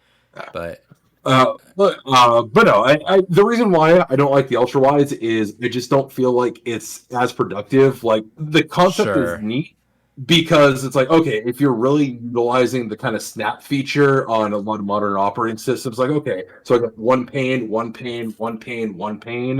fine, okay, that's fine. For gaming, I hate the overextension of the peripheral vision. I just want to keen focus, just give me exactly what I want to see. It's actually why I, on some level, don't like playing on big screens, is just because I want, just the habit of especially playing a lot of PC games growing up, is I just want the focus of my vision directly to what I need to see. So I actually am not the biggest fan of playing on big screens too often. But so I do have 3. I have 3 monitors. Like right now, Streamlabs is over on this one. I have Chrome on this one, then the center's for the webcam. 3 monitors is pretty much baseline now, just because it's easier to move around things with. But I was thinking about the ultra wide because I like the novelty of it. I like novelty of just things sometimes. Plus, I have so much like I got a really long desk from IKEA. So I think I bought one a while ago. I have to look for it to see if I can find it in time. But I bought like a monitor arm, so I could put 2 of the monitors together somewhere and have like the one main monitor somewhere. So I'm gonna see if I can do that soon. The only thing I would warn too is even to today, a lot of games are not optimized for widescreen or for the ultra wide monitors. So I'm not even gonna bother. So Chatbox says I hate curved monitors too, but like ultra wide. If you're gonna stream, I wouldn't stream ultra. Yeah, I wouldn't. The only, like I said, it's just cool to have because I'm like that sometimes. I'm like, that'd be cool to have, and I feel like it'd be practical in the future. If I think something's practical in the future, I'm like, cool, I'll just grab it now. Especially just right now because it's like. A lot of the money I'm spending more than I usually do, but that's just because I don't travel, and a lot of that money is usually put towards travel, which I haven't done in over a year now for obvious reasons. Yeah. Why? It's like, I don't get it. Oh, I'm just lazy. I don't really, lazy, yeah. Picross. Too much Picross. Yeah. Can't leave. I mean, between being on a salary now, which that's such a life changer from when you're like not on salary, being on a salary and then just not doing anything else with your money, or like not even like going out to eat, but like not even going out to like do things with other people or even travel, which I do a lot. It's just like, all right, well, I guess might as well spend money doing something else, I guess, if I want to, just to do that, especially when you don't have any kids or anything, you know. Don't get them, they suck. Agreed. Yeah. All right, see, David knows. But yeah, no, I have that. I'll go with the specs, but next week we'll see. It should be the baseline. So 16 gigs should last me for sure, right out the gate. For sure. Yeah. Like, I'm sure it'll be fine, but once you start streaming, you'll really want the 32. That's the issue I have right now, is because I know, like right now, I have 32 gigs on my Mac, and like Streamlabs eats up a lot of that stuff. So that's why I'm kind of nervous about doing it, just because like whatever. But we'll see. We'll work it out. I'll order it by next week. By the time I figure out what RAM is, I'm gonna look at that immediately and just order some more right away. So hopefully that should be back. In theory, if I get everything, yeah. In theory, if I get it on Monday, it says it's coming here Tuesday. If I get here Monday, in theory, it should be. I should be able to Amazon Prime me some RAM right away. Prime me some RAM. Prime me some RAM, baby. Prime me some RAM. Siri, prime me some RAM. She knows what you mean. Yeah, She Siri. gets you the perfect one. Or whoever. Whoever you have on your phone. Yeah, Alexa, she's over there. Same person. Hey, Alexa. Whatever. And she lit up. Prime me some RAM. What's up? She's like, I can't hear her, sadly. Here's your flash briefing. Oh, there it goes. Here's your flashpoint? Is that what she said? Reuters. Are you running a business? Then why are you No. going to the post office? Do it all online. When I say sub, she gives you just a bunch of like rundown stuff. Hey, Alexa. Print postage, send invoices, letters, or packages. Hey, Alexa. Shut up. Shut up, Alexa. Shut up. The fuck? 24/7. Do I have to give you the hands again? Yeah, you do. Hey, Alexa. Stop playing. Stop Alexa, calm the fuck advertising. down. Hey, they don't support our podcast, so fuck you. Hey, Yeah. they did though. I'm down. Yeah, fuck you, but with like kindness. It's funny. So I actually have Alexa in almost every room in the apartment. Why? Just because I have one. I have one Echo Dot. That's all I need. I control a lot of the lights with it. So it's because I missed my old Xbox One days where you're just like, yo, Xbox, do this shit. No, it's nice because we'll play like me and the girlfriend will play music in separate rooms or something like that. Yeah. I use it I have Amazon Music, and for the random times where I'm like, I want to hear some music, which is very rare. Yeah. Yeah. But like I And control also, like all the lights. I with use it to check the weather mainly. Like, Yeah. yo, Alexa, what's the weather? I hope she didn't hear me actually. No, and we're good. She's just ignoring you. Yeah, she can hear you from far away. She I'll be can. in my room. I'll just say, "Yo, Alexa, what's up?" And she'll be like, "Nothing much, Chris." I'm like, "All right." That was a rhetorical question. You don't fucking answer me. All right? So yeah, no, so I do that, but it's funny because sometimes I'll yell out Alexa somewhere, and it won't know which one. So I'm like, "Hey, what's the weather?" And I'm in this room, and then you just hear it from the bedroom. The weather is, and I'm like, "The fuck, Yeah. come over here." No weather. Yeah. It's like 4 Alexas answering at once. It's Yeah. like some Her shit. I don't like it. But yeah, Her is a good movie. Go check it out. I do need to. Alexa. Oh yeah, the Skyrim thing. I forgot about that. Skyrim. Remember Oh that? yeah, so you can play Skyrim. Yeah. Yeah. It's not actually too bad. It's actually kind of fun. I have to do that. I did. Yeah. I did also buy. Simple. So I'm trying to adjust how I sleep. I sleep shitty. A lot of times I'll just do. It's because I'm always like on. I have so much screens on at once, especially like at night. It just kind of a bombardment of just like TV and lights and stuff that keep you up. So I'm trying to adjust it. Right now it doesn't really matter. I'm on spring break. I'm just whatever. But like I'm trying to over the course of time kind of change how I do things. And so I have been buying some audiobooks lately. Just to kind of phase into like, all right, I'll just listen to some audiobooks before bed and stuff like that, or read or stuff like that. But I did end up buying the Disaster Artist audiobook. Yeah. I think I talked about that. I think I talked about it last week. But You yeah, talked so about it last week. yeah, so I heard that Greg Sesteros had a really good Time Wiseau impression. So If anybody would be able to do it, it would be him. right. So me and the girlfriend played an excerpt from YouTube where it was the oh hi doggy scene, and we're like, all right, cool, but we're in. Especially because so we're going back into work. We're going to actually go back in person teaching right after spring break. Well, she goes in. She's already started going in, but since our schools are like right there next to each other, we're gonna have like a 30-minute commute. So I'm like, all right, well maybe I'll start putting some audiobooks on or something to like keep some sort of productivity going each time we're driving around. So yeah, hopefully audiobooks are good. All right. Trivia time. All right. Trivia. Hell yeah. Hour and a half in. Hell yeah. David? Yo, Fortunately, this has been a bust of a trivia year for you. Oh, well, just like last year. Just like last year. Samuel like next year, too. Samuel almost caught up to you. At one point. But he didn't. Currently you're 10 points behind. Hell yeah. Never winning. And we have 2 weeks. I think you can do it. So, well, no, this is our last week. All right, well, you have one more chance. So, are you sure? I thought we always do it like the beginning of April. How about this? Okay, we're gonna do this.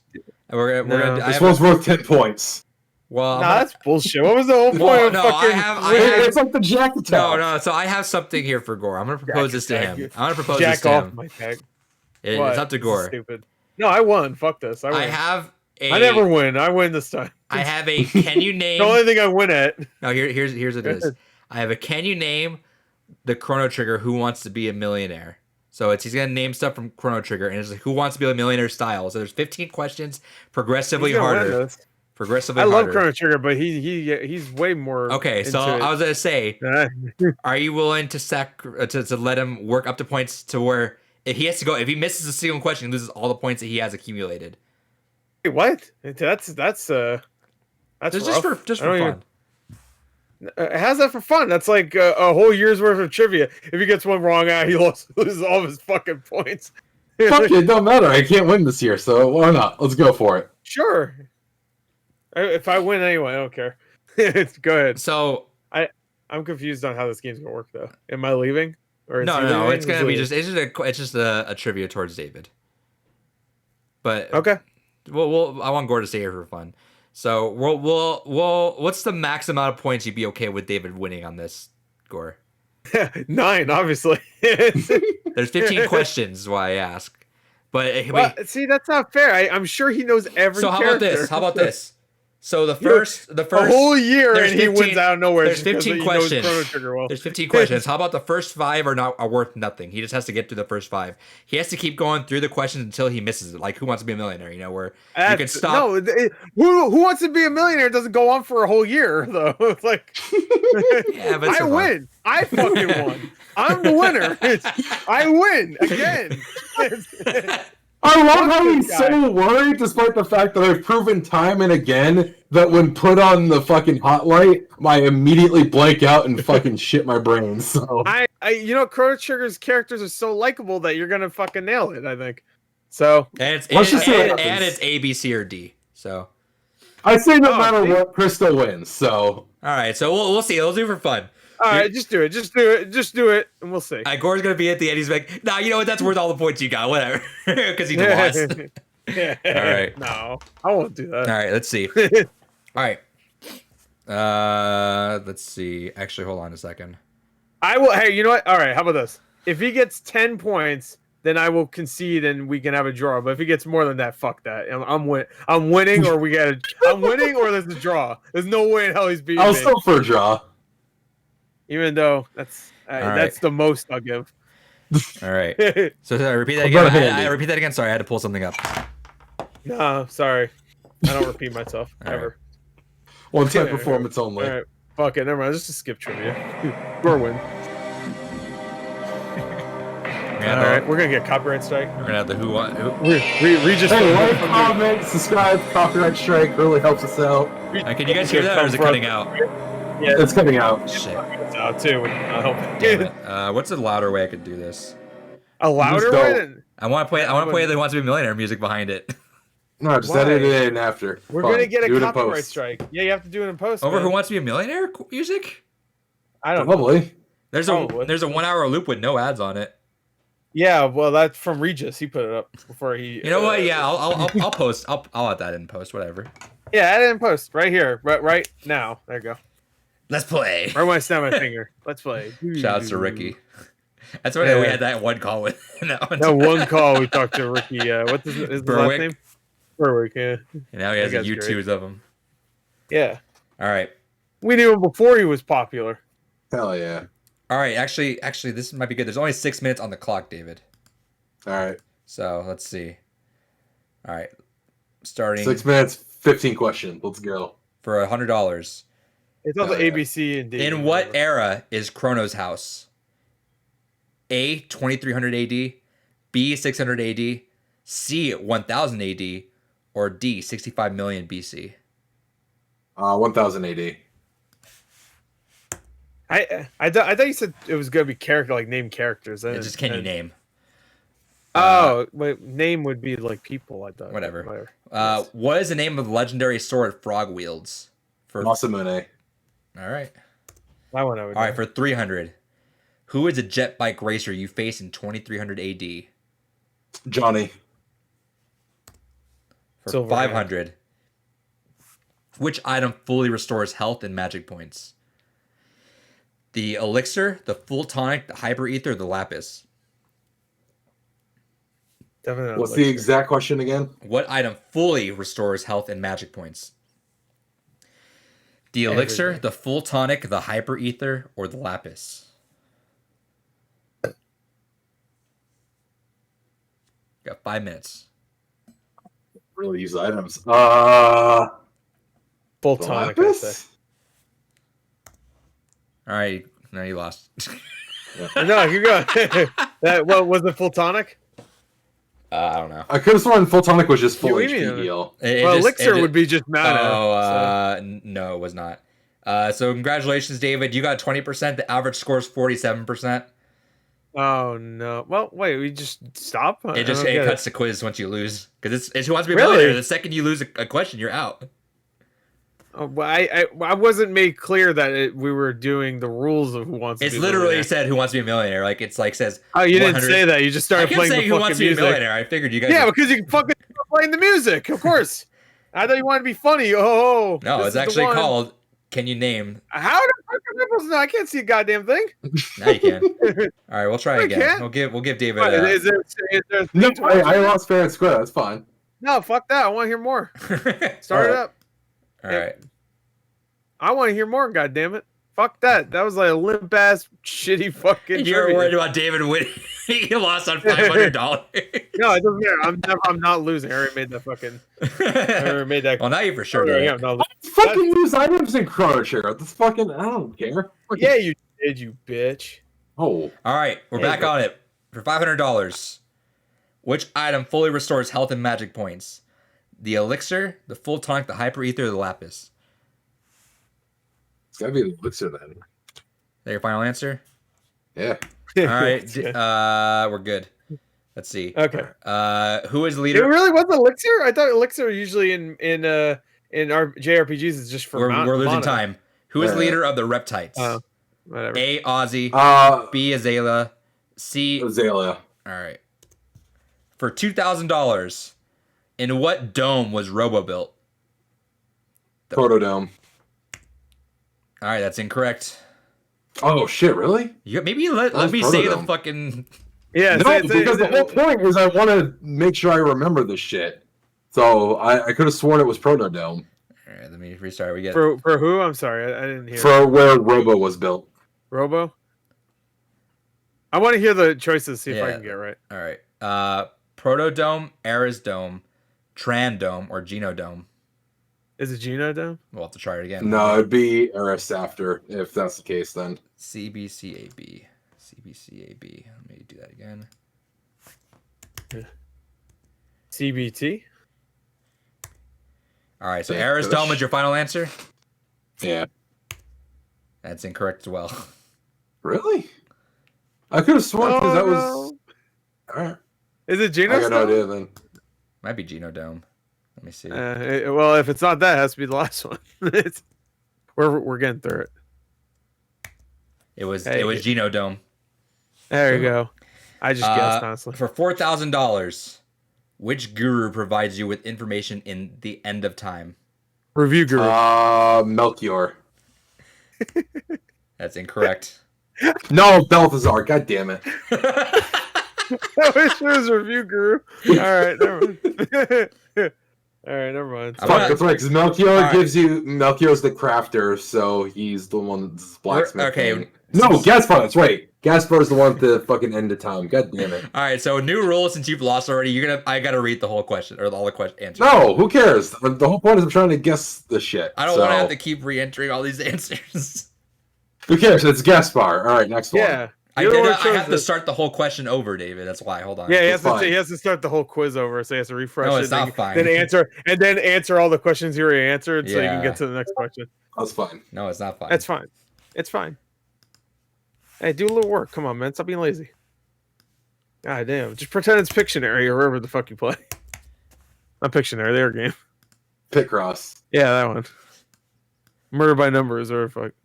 We're worried David's gonna get all the answers right.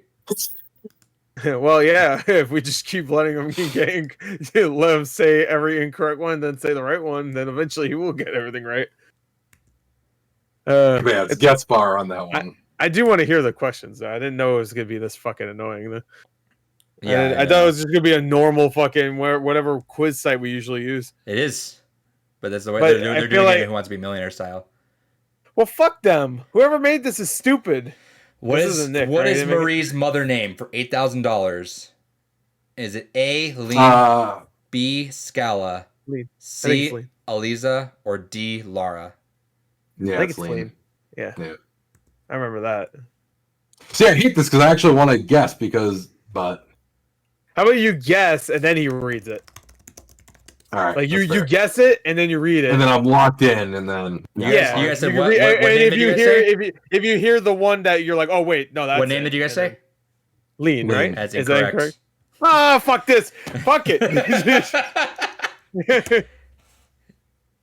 Fuck it. No, that's right. Queen Lean was in the past. So yeah, during because Fox she's their time, that's right. predecessor. Whatever Yeah. the fuck. Whatever. Fuck it. Suck my dick. Confidence. All right, we know it. Yeah, if it was Chrono Cross, what's your name again? David would get it. Okay. All right, let me enter these again. Regis Philbin's like, fucking hell. Yeah, Regis Philbin was like, whoever came up with this is an asshole. And then he went back into the crypt. Rest in peace. He had a long life. He had a long life. Good job, Regis. He had a long wife. He had a long wife. A really big wife.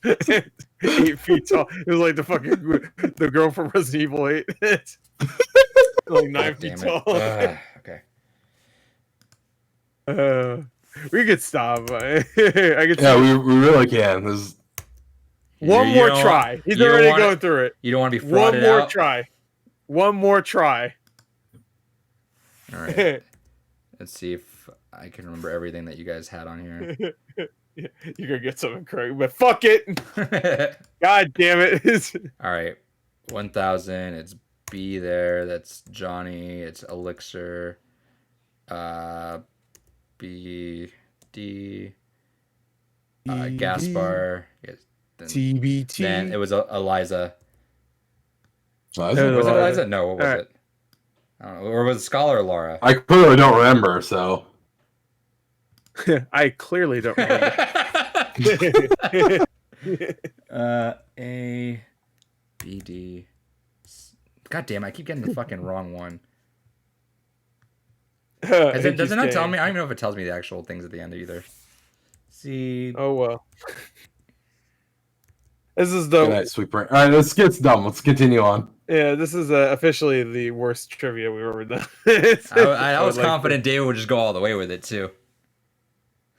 Why would you ever be confident in that? I've proven time and time again I have a shit memory when put on the spot. Yeah, me too. That's not true. It's some stuff you're just weirdly knowledgeable about for some reason. Yeah, man, you're like Rain Man for some shit. I pull like if I have a chance. The thing is like if I have a chance to think about something, I can pull weird fucking random factoids out of the aether of my mind. I'm not good at like, all right, here's a time, go do it. It was Elixir, not Aether. Sorry, incorrect. Go back to the beginning. Rewrite all the shit. Next segment.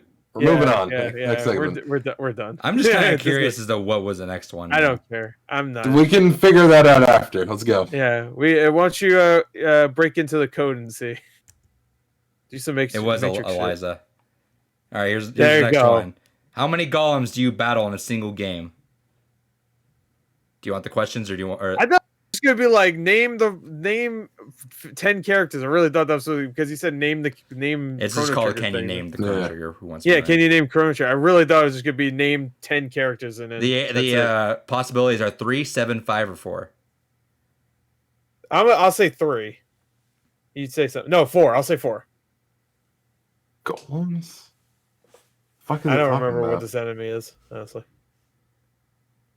Oh, I think it's kind of referencing the cave golems that protect Masa and Mune. What were the numbers again? 3, 7, 5, or 4. think there's 3 encounters, so I think it's 3 golems. It's incorrect. All right, moving on. All right. This is fucking dumb. All right. Yeah. We've said so many times, just skip this skip. Let's go. Let's go. We got. Oh wait, refresh it. I have a feeling. I have a feeling it's 4. Refresh it. I believe in you guys. I don't want you guys to be quitters. I don't believe. No, this is fucking dumb. Let's go. David's mad. No, I don't see the point in dragging this out. Let's just fucking go on to the next thing. We dragged out our segments. David gets 2 points then because he got the first 2 right. He only got 3, so I'll give him 3 points. There you go. Congratulations. Okay. David. Hell yeah, David. See.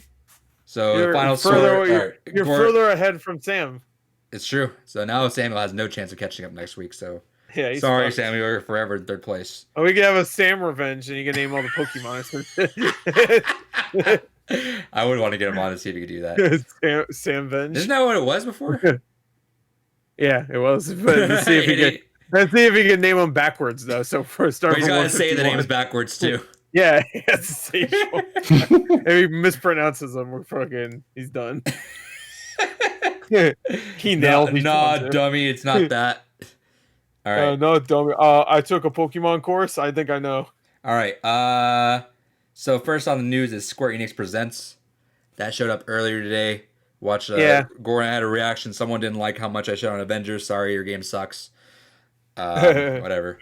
It do be sucky. Also, why would you fucking spend time highlighting? Let's be honest. The guy's not the most interesting Avenger. Just fucking bar none. They have to show it off. I get why. But here's the thing: they spend so much time showing him off, and they're like, "Oh, and here's some other things we got coming down the work." A fucking couple seconds of Galactus, motherfucker! Give me more fucking Galactus. That is interesting. I want to see more of that. I didn't even notice Galactus was in the trailer, so I was so turned off from what was happening. I didn't even notice Galactus was in the trailer. Period. It's just one of those unfortunate things that Clint has a very important role in the comics. He's a good character, comic relief. He's a good kind of grounded kind of character that's important to have with a lot of those other heroes. I feel some people do like him individually. I feel he's at his strongest as part of a team like Avengers. But as a character, like he's fucking boring. Like especially from a gameplay style. The most interesting I have ever found Hawkeye to be is in Marvel vs. Capcom because all right, he's a bastard of a zoner, and otherwise than that, fuck it, who cares? This is off top. I was gonna go to your video to just get a quick recap again. I already forgot what happened in that, but you remember that guy that was commenting about how you were talking to the entire Snyder Cut? Yeah. The guy goes, he's not even enjoying the movie. I'm like, oh sorry, Gore, you didn't enjoy it. I didn't realize. Sorry. Sorry, everyone. I guess we didn't like it. This one Randy said I don't like it. Yeah. Well, the problem with there's a couple things. So I realized someone mentioned this on a podcast a while back, and it makes sense. The biggest flaw that Avengers has, especially when it shows off things, is like, oh, look at his character doing cool combos and shit. When you fight bosses, you don't do any cool combos. You can't do a cool combo because they're just like a grounded fucking character. But second off, the enemy variety is just inherently ass. Like, I don't really want to fight fucking robots or fucking aim soldiers. Like jetpack dudes. Well, I guess like the jetpack dudes now you have a bow and arrow, so at least that makes more sense. I'm fucking Thor, the god of thunder. Why am I fighting fucking aim soldiers? Like, I don't give a fuck. Because what do you want? You want to fight Thanos all the time? Come on, man. Sure. That's ridiculous. You know what they should do is they should make it not Dynasty Warriors, but make it like have moments like that where there's just like dozens of like just like easy. This is the one time I would be okay with that. Yeah. Yeah, just like Iron Man blasting through his lasers, fucking Captain America just fucking. Well, I guess Captain America. Well, he banging the shield. Boomerang shield it. Yeah, they're bouncing around like pinball and shit. And fucking Thor's just like fucking doing some Infinity War shit. Yeah, no, Infinity War where he like smashes down on the ground with the fucking hammer or the axe and fucking just clears. And then Hulk just walks. Oh, and Hulk you could just barrel through him. That's what it needs. Not like 5 enemies on screen. And then take multiple punches. Like, Thor's gonna spend the whole time punching. He's a god. Or one robot, yeah. Like, I mean, they're strong robots. You don't understand. They're made out of adamantium or some shit. And then, not to mention, I'm sorry, the campaign was not appealing. I literally every time I booted the game, I was like loathing having to play the game. It was like I kind of want to get to the story, and then just I played through a mission. I'm like, I'm good. The story wasn't captivating. Oh, they broke up. Okay, well, whatever. Well, clearly not, because we're playing a whole fucking game called The Avengers. So. Yeah, that's kind of the thing too. It's like, okay, well, but Captain America died. Yeah. He's dead. He won't come back. It's I'm a huge fan of Ms. Marvel too, and I was excited. At least I just love the aspect. idea. Can I just say that I just love that they did the whole like he's dead in the beginning of the game, and I'm like, obviously he's not, because first of all he's on the front fucking cover of the game, and you made an entire combat system based on Captain America, so obviously he's not dead because you fucking worked on this combat system for a little while, I assume. So you're not gonna be playing for like 30 minutes and that's it. Obviously he's coming back. He's on the cover too. Yeah, like I said that. Yeah, he's on the cover and he's Captain America. It's like he's the leader of the Avengers, and this is our first Avengers game. Like in the second Avengers game, which God forbid, then he dies. I actually dies. And this is my problem when they kill off heroes. It's like when you kill them off and then you just say they're back, blah. It's just like you just completely de-hyped us if like that's why I hate died. when people like are like, oh, they need to bring this person back. I mean, no, they really don't. Fuck that. People no, are like, oh, people were Tony like, Stark needs to come back. No, like, no, saying, he's dead. Fuck him. People were saying like after dead. Chadwick Boseman died, oh, let's bring back Killmonger. I'm like, no, that was fucking an awesome scene. That was a whole awesome ending there. Why are we gonna fucking ruin it by we brought him back? Like Vision's already kind of pushing it. Well, Vision. It's almost like a running joke because it's almost like a running joke with how much he's been killed and brought back. But he's also still a robot, so it makes more sense than just this. It's not like Dragon Ball Z or some shit like Goku dies every 5 We're already fucking hearing minutes. about how like Chris Evans might be back somehow in some way in the MCU. And I'm like, yeah, he'll come back as Johnny Storm. It's fine. Oh hell yeah, man! That'd be You know what? I will say though, I really want him to come back just so whoever plays the new Johnny Storm, I want him to like do like a wink or whatever, you know, like yeah, not like an actual wink, like a fucking like a nod to his previous classic performance of Johnny Storm. The only good thing about that fucking movie, by the way. Like when Deadpool visited Green Lantern. Yeah, exactly. And well, yeah, Chris Evans blows his own head off. Well, he shouldn't, because I think that's one of the main reasons why he got Captain America. It's like he's been tested before as a superhero guy, and as a teenager and not in the teen movie. Actually, I find that funny because everybody wants John Krasinski to be Reed Richards, and he was up for Captain America, so it'd be funny if he becomes Reed Richards. And there's like a tie-in there with Captain America. He was going to be Captain America. Captain America used to be Fantastic Four fire guy. So it's kind of neat. Yeah. And then they just make out. I always want just characters to make out. I don't know. It's just I'm a lover, not a fighter. except shout out to Snyder Cut when there was multiple pieces of violence. I was like, hell yeah. I got a head smash. I got a cut head. I got a smash head. I got what I really want. That was good. But yeah, so that game is such a disappointment. Honestly, it sucks. But let's talk about the actual. Yeah, well, I mean that's part of it, so fuck it. But yeah, I know. But the Hawkeye stuff was whatever, and they have the update now and stuff. So roadmap, like, cool. If you're still playing that, awesome. If not, then I don't really care. Good for you. You want a fucking cookie? Rocket says, "What's up, guys? I'm extremely late. Got busy writing a script. Ooh, how dare you? It better be for me. Is it a script for the course next video? Yeah, of course. If it doesn't start off with, "Hey, what's up, everyone? Welcome to another video," then I'm gonna be pissed. Let's go. It's gotta be in there too. Let's go. Yeah, I love that. Thank you and goodbye. Yep. So it started off with Outriders. Oh yeah. Shout out to Game Pass. Since last week, that's an announcement. Yep. Well, we have that as a news thing. Well, I was gonna say that's a news thing too. Yeah. So we'll talk about that. This game looks fun. I do not think he's adding it as a timestamp. I could tell because he forgot it. That's true, right? No, I got it over here. Okay. I thought he looked like he was like, "Oh shit!" No, I got it. Like adding. No, he got it. He got it. Hey, it's fine. He's got it. He's lying. Anyway, Where this podcast is holding on by a thread. 104. We're still not quite. We're still not quite dealing with it. We're still hanging on I a should thread. say, I do have a new format for trivia. A very lazy format for myself because I hate looking up trivia sometimes. I have a good format coming up. Everybody gets on a website and just fills out a form, and whoever gets the most right wins. Starting. It's just a Google Doc at this point. Just fuck it. Starting not next week, but the week afterwards. I have something, another way of doing it, which is gonna be God bless. Anyway, continue. Sorry.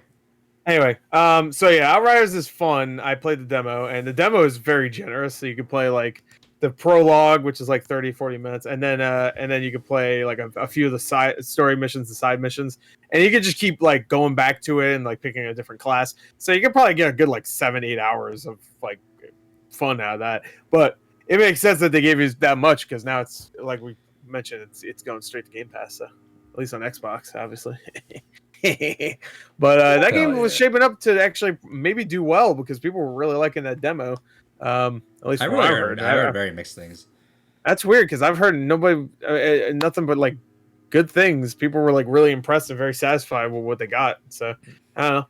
It's fun. It's not like amazing. It might just be fanboys. I've probably seen people like, oh, okay, well, I'm not getting the game free on day one, so yeah, no, it wasn't that great anyway. I'm not gonna buy it. Oh, that's possible. I saw at least one like, you know, those fanboy Twitters, the ones that are just dedicated their entire Twitter to that. I saw one that just said, "I am not buying Outriders."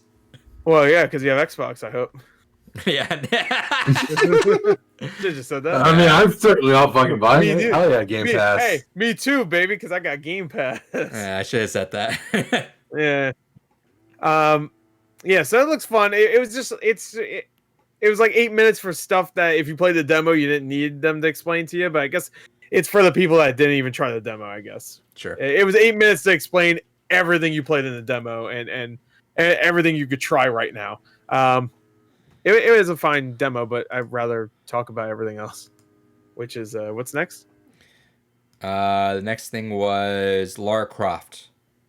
Okay, well, this was nothing. They had a 25-year anniversary, and I was like, oh, cool, a new game? Nope. They have a bundle for the 3 games that already came out. I don't even think they're updated. It's just a bundle, and it's on sale.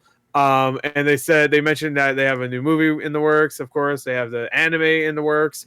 They have some other surprises, they said, and that was it. That was the whole segment. So, next. And Fortnite. Fortnite. Oh, yeah, it's Fortnite. Yeah, you could do or you could do what I did and watch like someone, I guess, mod the game. So she's doing emotes for like character, like she's doing emotes that she can't normally do. So she's like fucking like glitching and freaking out. So are they actually tied to other characters?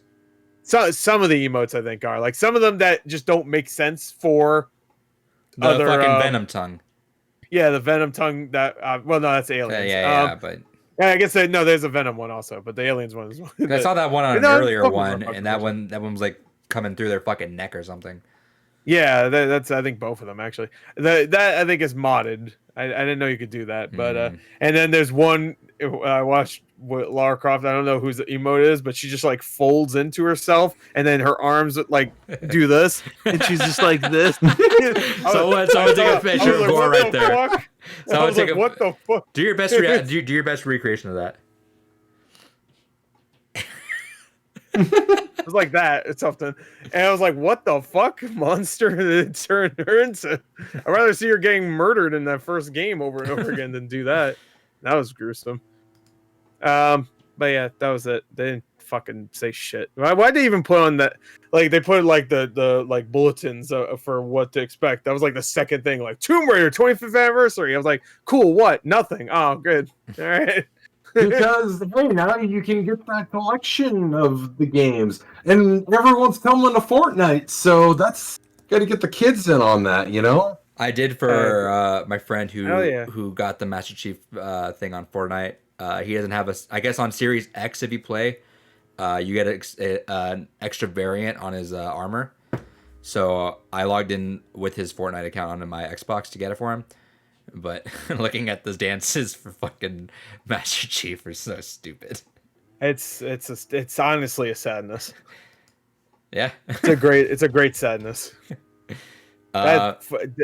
Master Chief in the books can punch cars and make them stop. And in Fortnite, he dances like a fucking child. He's a Spartan since he was like 14 years old. Yeah, so he was a child. Oh, he was kidnapped. I know, but still. So, I mean, no, but I'm saying that he's pretty much a soldier for longer than that. Oh, are you trying to say before he was kidnapped, he was doing Fortnite dances? So no, but even before, in between, even him being a teen and when he was kidnapped, he was doing.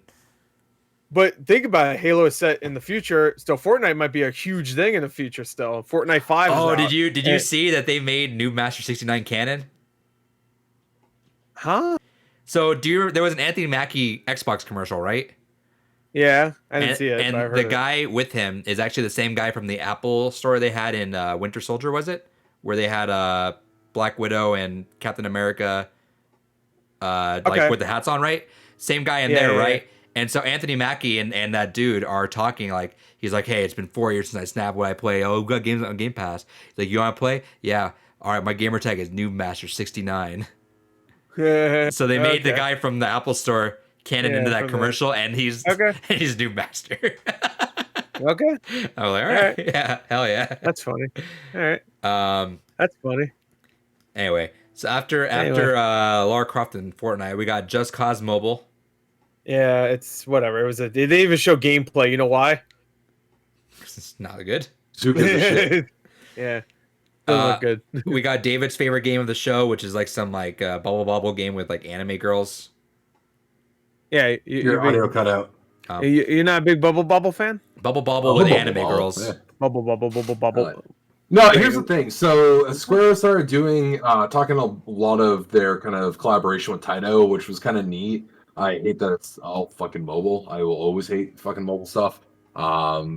It's kind of neat to see some things. One thing that really had me sad, though, is they were kind of showing off Darius, which it's cool to see a shmup again from being worked on by Square-Enix, but like Square Enix did Iron Handler way back when on the PS1. Where the fuck is the new one of those? I love an actual fucking Square Enix goddamn shmup proper. Like Square Enix has so many IPs that they sit on and do fucking nothing with. I think that's every company, though. Like I feel like Capcom especially too. Capcom and Sony Nintendo are with F-Zero, with a lot of their other stuff. Chibi Robo, F-Zero. I feel like Nintendo at least periodically will pull something out and be like, hey, surprise, except F-Zero. F-Zero is just fucking gone. Maybe one day we'll get a new F-Zero. But I feel like Capcom and Square are the most egregious about especially where they have so much studio head under them. They could go ahead and just have one team that's dedicated, just, hey, do something weird and creative with an IP we haven't done in a while. I fucking love that. And granted, we kind of see a lot more innovation in the sense of like Square kind of helps a lot of smaller studios out, which is nice to see. But at the same time, it's just like you got so many fucking great IPs that are just sitting in the fucking void. I would love a new Iron Handler game so goddamn much. Chatbox says Konami does that a lot. Yeah, well, Konami doesn't make games anymore, so. Konami makes pachinko. Was it SMT5 supposed to come out soon? No, that's coming out. It's projected end of year, but May is when Nocturne Remake comes out. Oh, I thought that was scheduled for like early this year. No, Nocturne HD was scheduled for early this year. That's May now, right? 5. Yeah. Okay. So Nocturne HD is May, and we were always projected for 5 to be sometime towards the end of the year. Hell yeah. I don't know. I think the only one that's like the least egregious of everyone, I think, is Sony, just because they kind of at least put a lot of their stuff on digital or remaster, like they did, like with the Loco Roco, Patapon, Parappa, Medieval got that update. So they've been better, especially this last gen. They've been really good about bringing everything forward, which hopefully is something they keep up with. I would love to see that be a more progressive thing where we see more of their stuff continuously brought into newer generations, because that is one of the most egregious things for me when we lose a lot of games. Like that to me is like okay, you know, we've talked a little bit about preservation and all that in the past because that's a big fucking topic for me. But it's one of those things that even just fucking there's some people on your team that you can go ahead and have just dedicated to be like, all right, we'll bring some kind of port, bring a classic collection of all kinds of old gems. Just fucking bring them out. Fucking make it like those veer into Capcom. They would literally print fucking money. They're like, have a Mega Man Legends collection. Bam, here you go. There you go. I gotta wonder. Not like, even three. Obviously, there's a lot of missteps that these companies do, but I mean, they spend a lot of money on working what projects work where. I'm like, surely there's a reason behind them not wanting to do a lot of this, and there has to be something. I feel like because there's been a lot of times where Capcom said, "Oh well, it just didn't seem like there was enough interest," and it's like, I get on some level there's always the vocal minority versus the silent majority, and like I get that'll always be a thing. Like Darkstalkers, rest in fucking peace. I will never see a new Darkstalkers game again, and it makes me fucking sad to know that truth. But at the same time, it's like something like Mega Man. We've had the Mega Man collection, the Mega Man Legend collection. has to be happening soon. I mean, they're working their way up.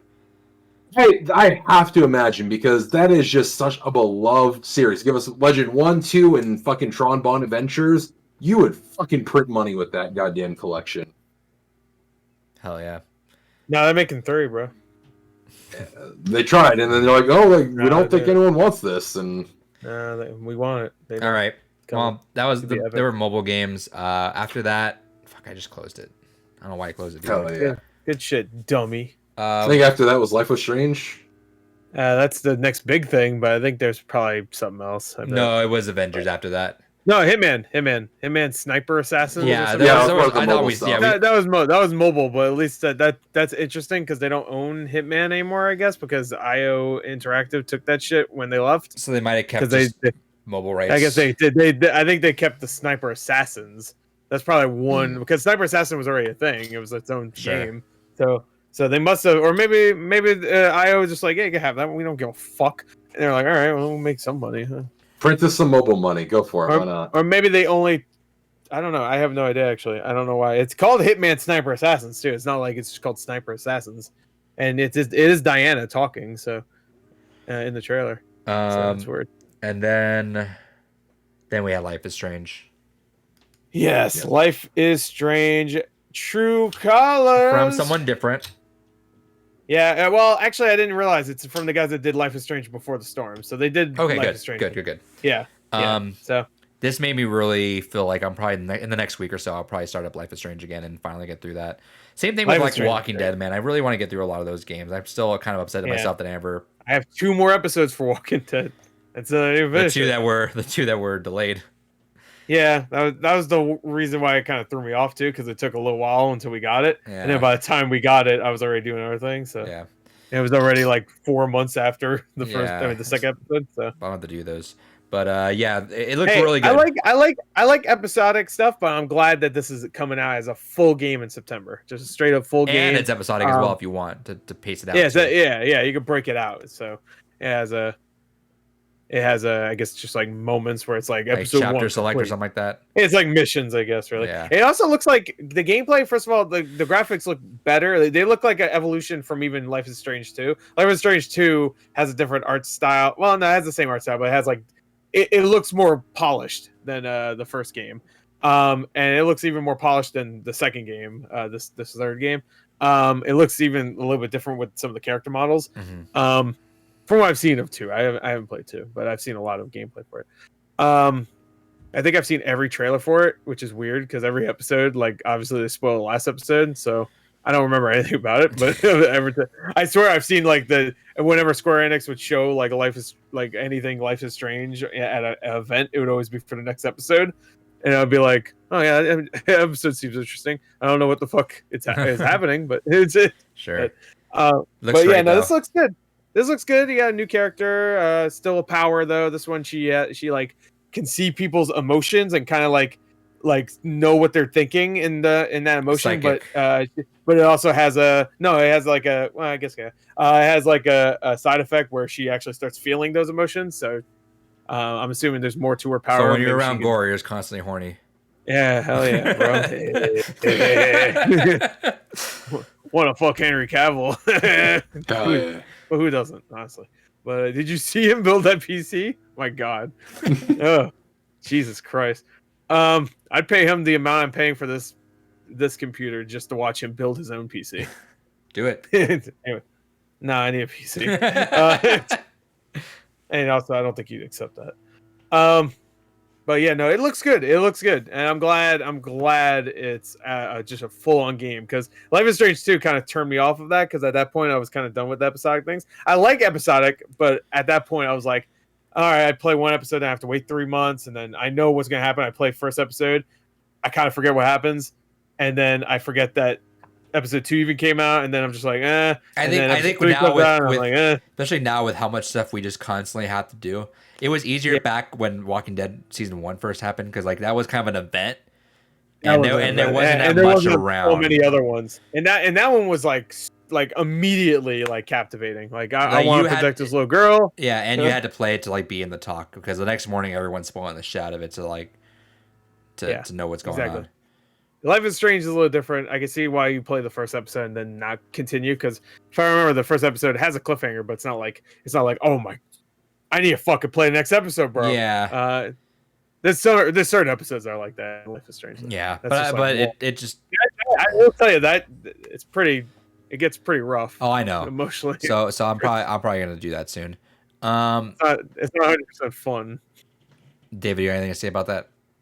No. All right. I don't really care about the Life is Strange stuff. Because David's life is strange. Yeah. Hell yeah.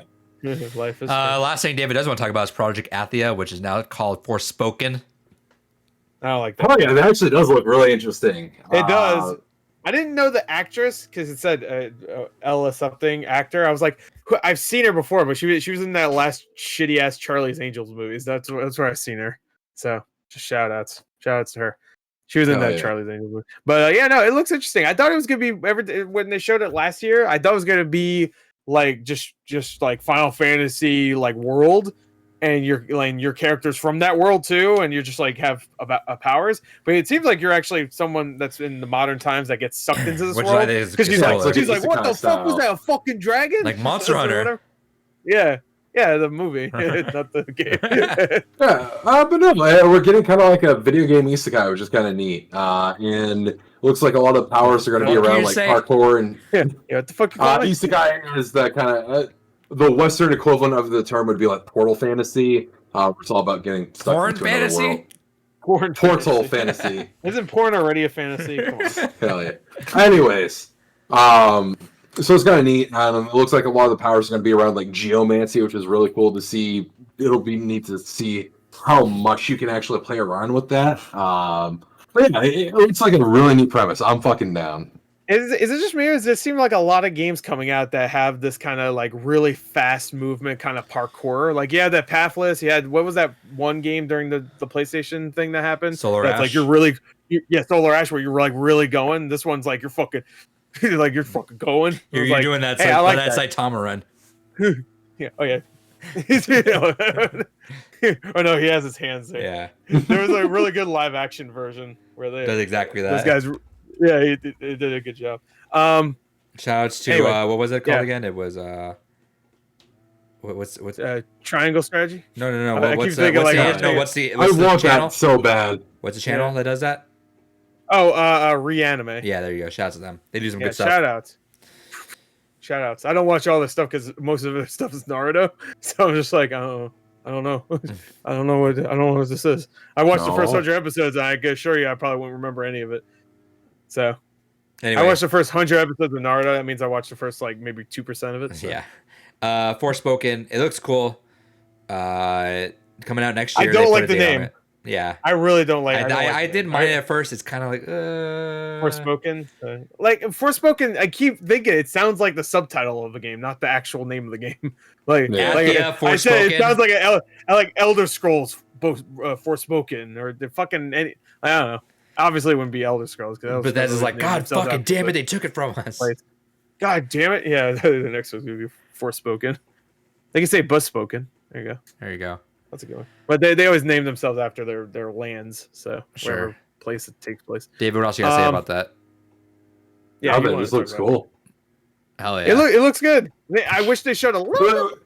Well, that's just it. Is we don't have a whole lot to go on. It's just like, all right, cool. I'm gonna guess a vague kind of Midgard theme to it. Let me ask you guys this.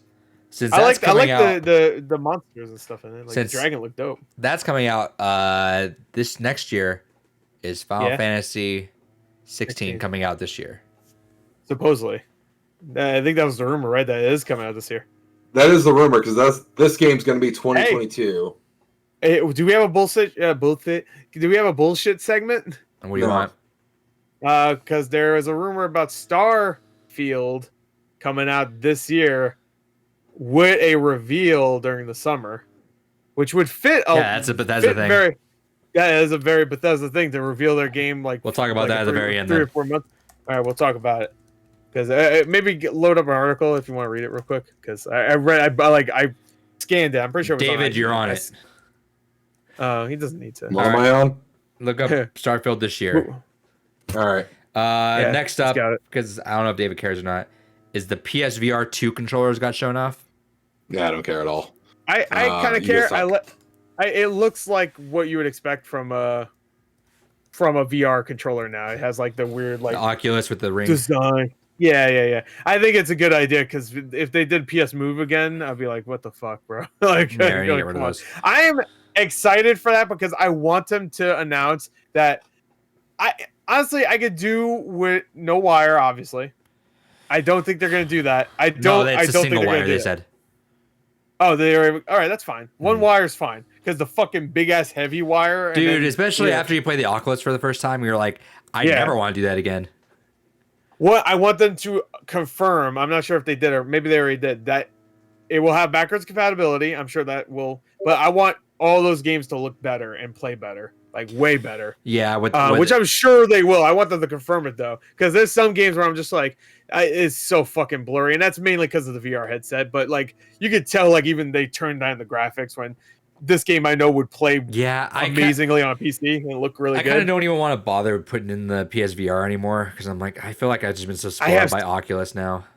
I'm telling you, PSVR games are going up in value. Yeah, so like, if you find them cheap, get them because they're going up, and especially when this comes out, I think they're gonna go up just because people will be like, oh, I need to play this now. I saw someone with a large collection posting. I don't want to bother. Oh, what is that? What do they have? Pretty much everything. I almost got Moss from him for $15, but I was like an hour late on asking him. He had just sold it. Yeah. But yeah, I don't really care about. I at this point, the Oculus is such a fucking step up just in terms of just performance and like everything it is. It's hard for me to even like want to go on the PSVR. But hey, I'll be hyped if they show something really cool. Like the controllers are made, like if it's like a Vive, but like not Vive. I'm sorry. What's the Index, right? Index. Yeah. I guess Vive also, but like Index is like the most powerful one, right? At this point. Yeah, the Index is the top of the line. You're gonna get one If more they day. say, like, this is $500 and it has the power of the Index because they used the PlayStation 5. If you get another stimulus check, which you won't, but if you do, you thinking about Index? I will. I'll make sure of it. I'll call Biden right now. Would you consider an Index with it? Oh, no.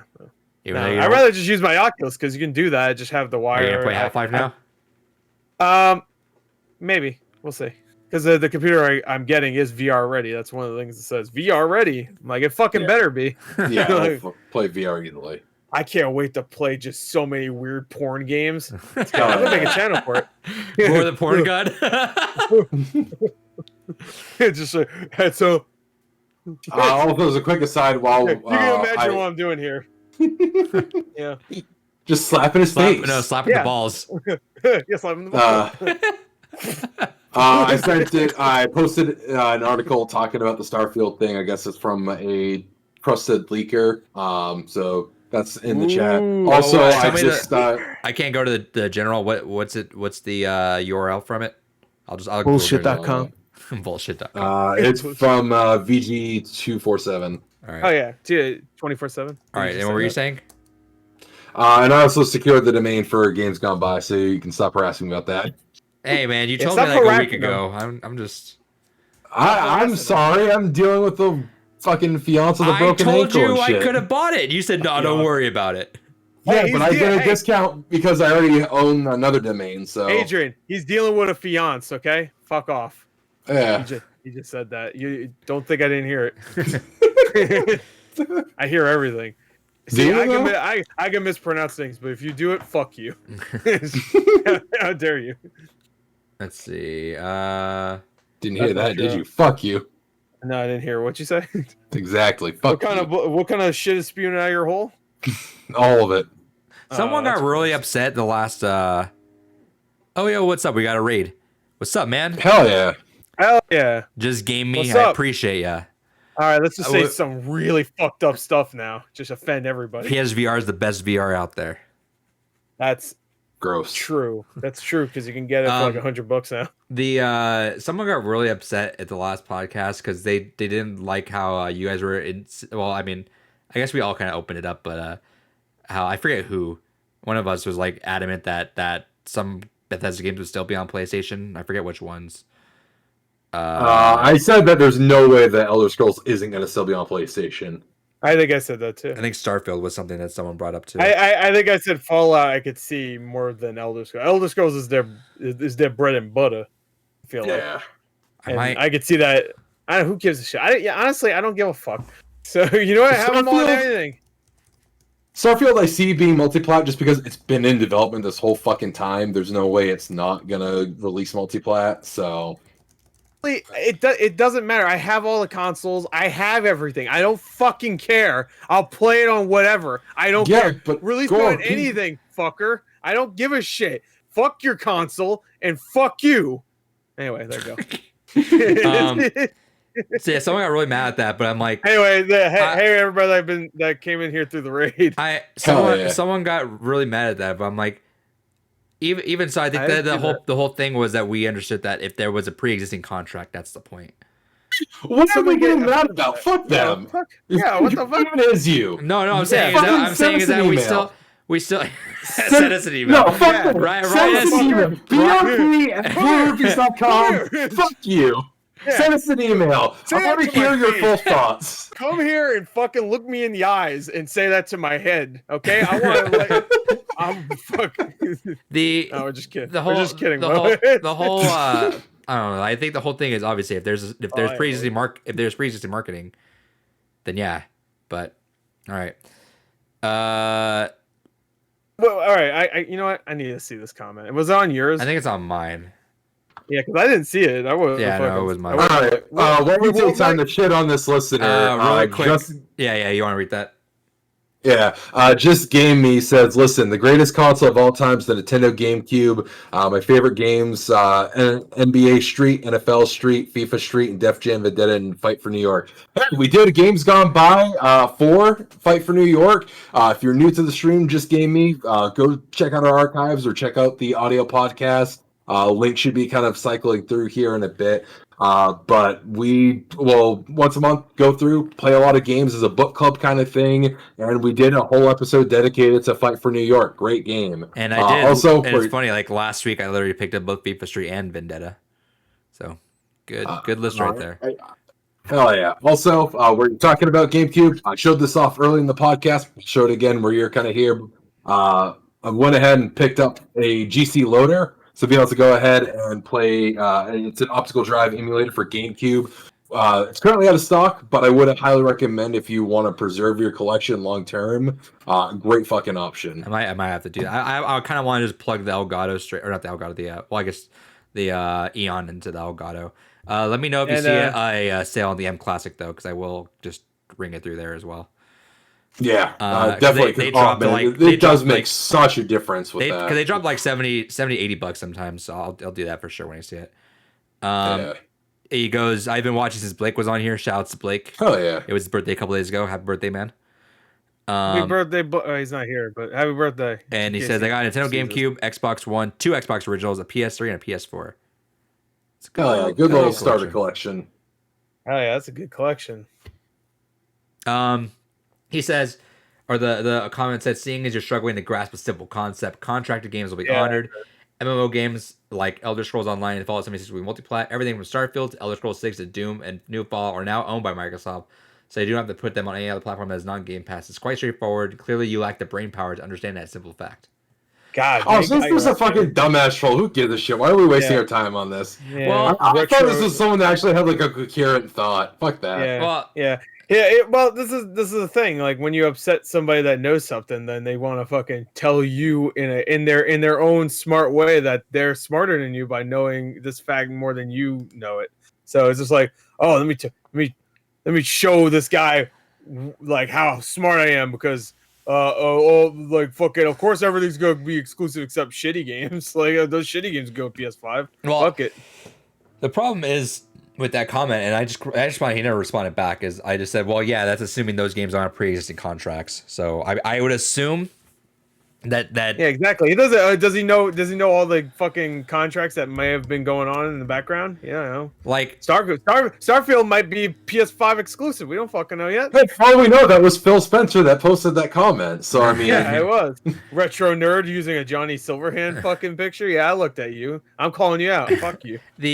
I mean that no, it's if Starfield had a pre-existing contract with Sony, then it will be on PlayStation platforms. If it doesn't, then it'll be an exclusive it's Xbox. exclusive. You don't lack the brain power to understand that it's all coming to Xbox only, baby.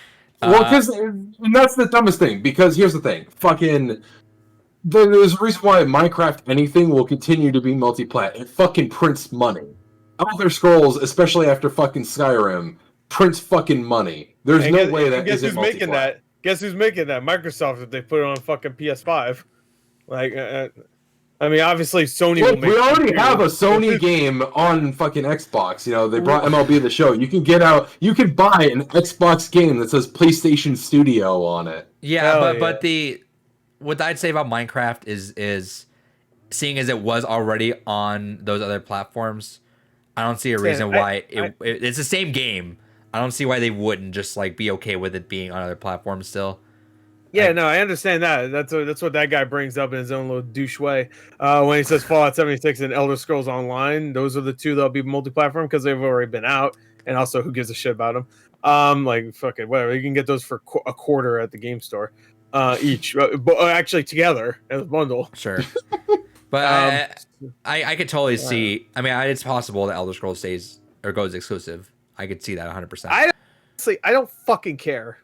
Yeah, I'll play anyway. I don't give a fuck. I don't care. I have both of the consoles. Unless my house burns down. But here's the thing: the three of us.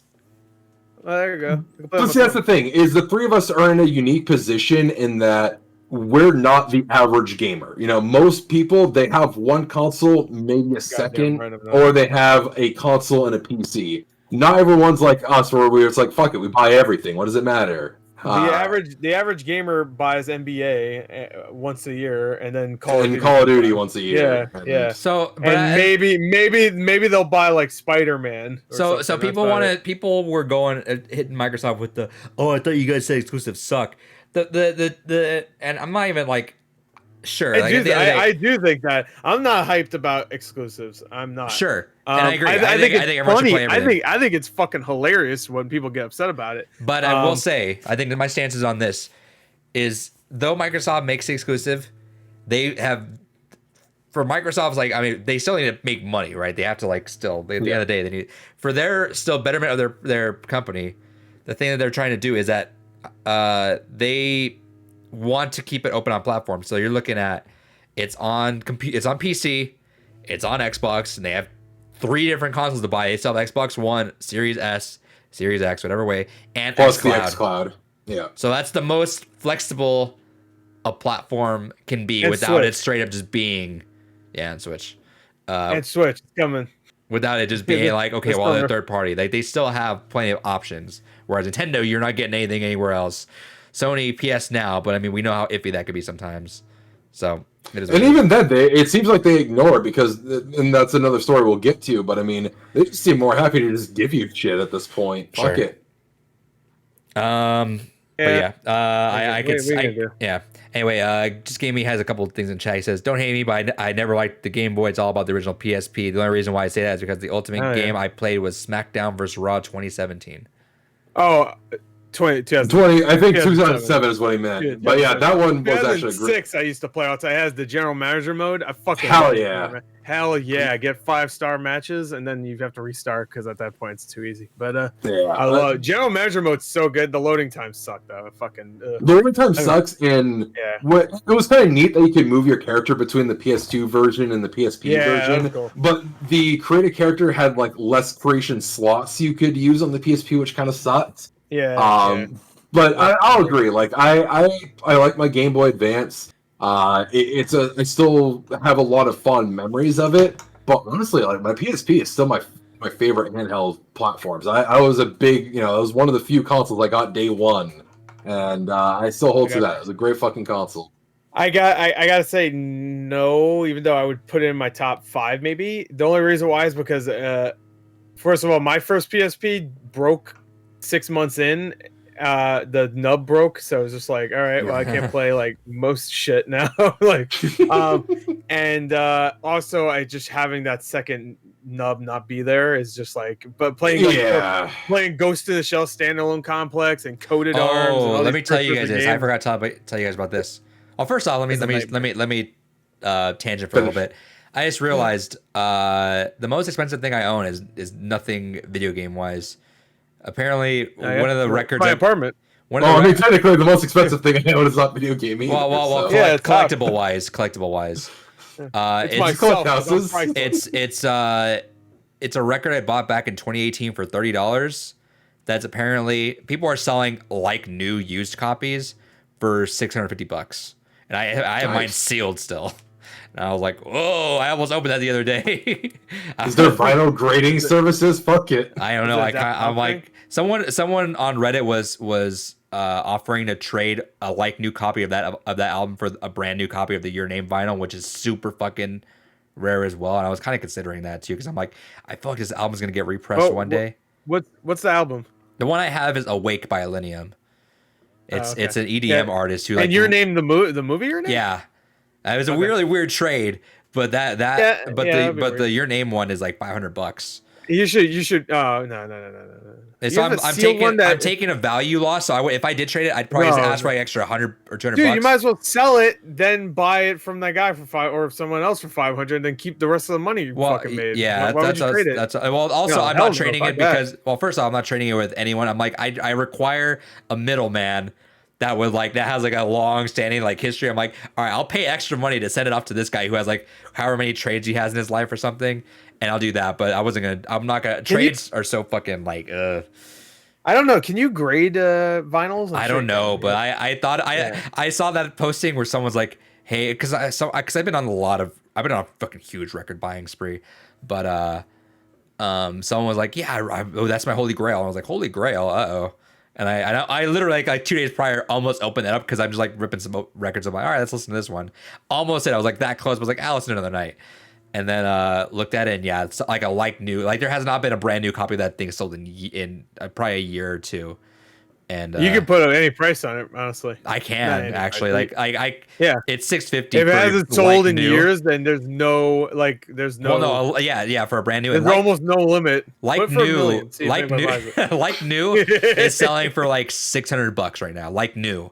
Mine's still fucking sealed. I'm like, ooh. You could go up to 1,000. Well, if you don't sell it at this point, considering all the shit you gave me for Panzer Dragoon, well, here's the difference with that. No, here's the difference with that. I like the vinyl that I bought because it's a good album and I like the artist. He likes the Panzer Dragoon. You don't like. You have no. Yeah, he just doesn't want to admit it. He loves it. That's bullshit. You know it. Yeah. What, me? Panzer Dragoon. No, you don't. He loves it.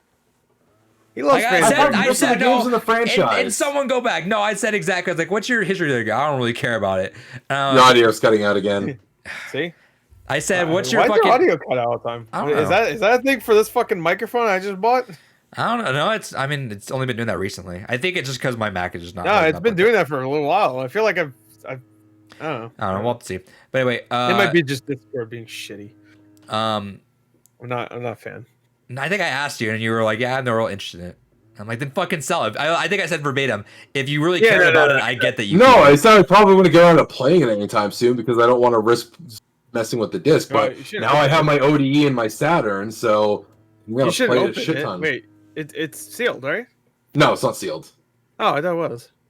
No, it's just I don't want to risk fucking with the discs at all if I can avoid it. I really thought he said it was sealed. I thought he did say it sealed too. No, it's not sealed. He just opened it.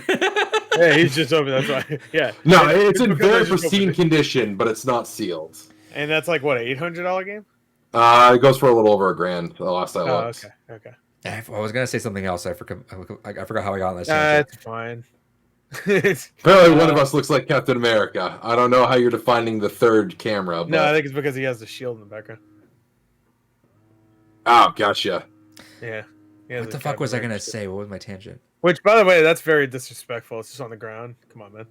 Falcon and Winter Soldier. That's America's shield right there. Yeah. I actually really wanted to. That's America's ass. I really, if I found an easy way to do it, I might just do 3D printed. I really want to get 3D printed, like cut up one, like after the shield got bashed by Thanos, and put it next to the. That'd be kind of cool. There has to be somebody that has done 3D that. printed. I'm sure it's on Probably. Etsy or something. Not even 3D printed. Like someone takes what the that. Fuck was and I gonna just, say? Dude, there has to be one. Someone just took the actual they bought the actual shield and then cut it and added I'm sure paint to it to make it look like it's fucked up. Yeah, they had to. I mean that'd be easy for okay. Well, that we'll keep talking. But I there was something I was gonna permanently tell you guys, but I forgot because I went that vinyl. Oh, you had to go on a tangent about his fucking Panzer Dragoon. Your fucking vinyl. It's your fault, David. God, fucking. Yeah, thanks a lot, Adrian. David. You dickhead. Anyway. Hell yeah. PSVR 2 controllers score. Yeah, we're done talking about it. The controllers look good. I don't know what the fuck to tell you. They just kind of remind me of some of the Vive controllers. It's like, yeah, whatever. Yeah, that's fine. That's fine. That's exactly what they should be, honestly. Not PS fucking Move controllers. I'm looking at them right now. Fucking big ass beady eyes. Looks like put them together. Looks like they got 2 eyes. I'm like, what the fuck you looking at? Yeah. Man? You 2010 piece of technology still using. God damn. Better than the Wiimotes though. I'll give them that. Too bad there was nothing good on the PS Move. Fuck the PS. There was the House of the Dead. Yeah, I guess true. Yeah, light gun games were good on it, but I mean exclusively.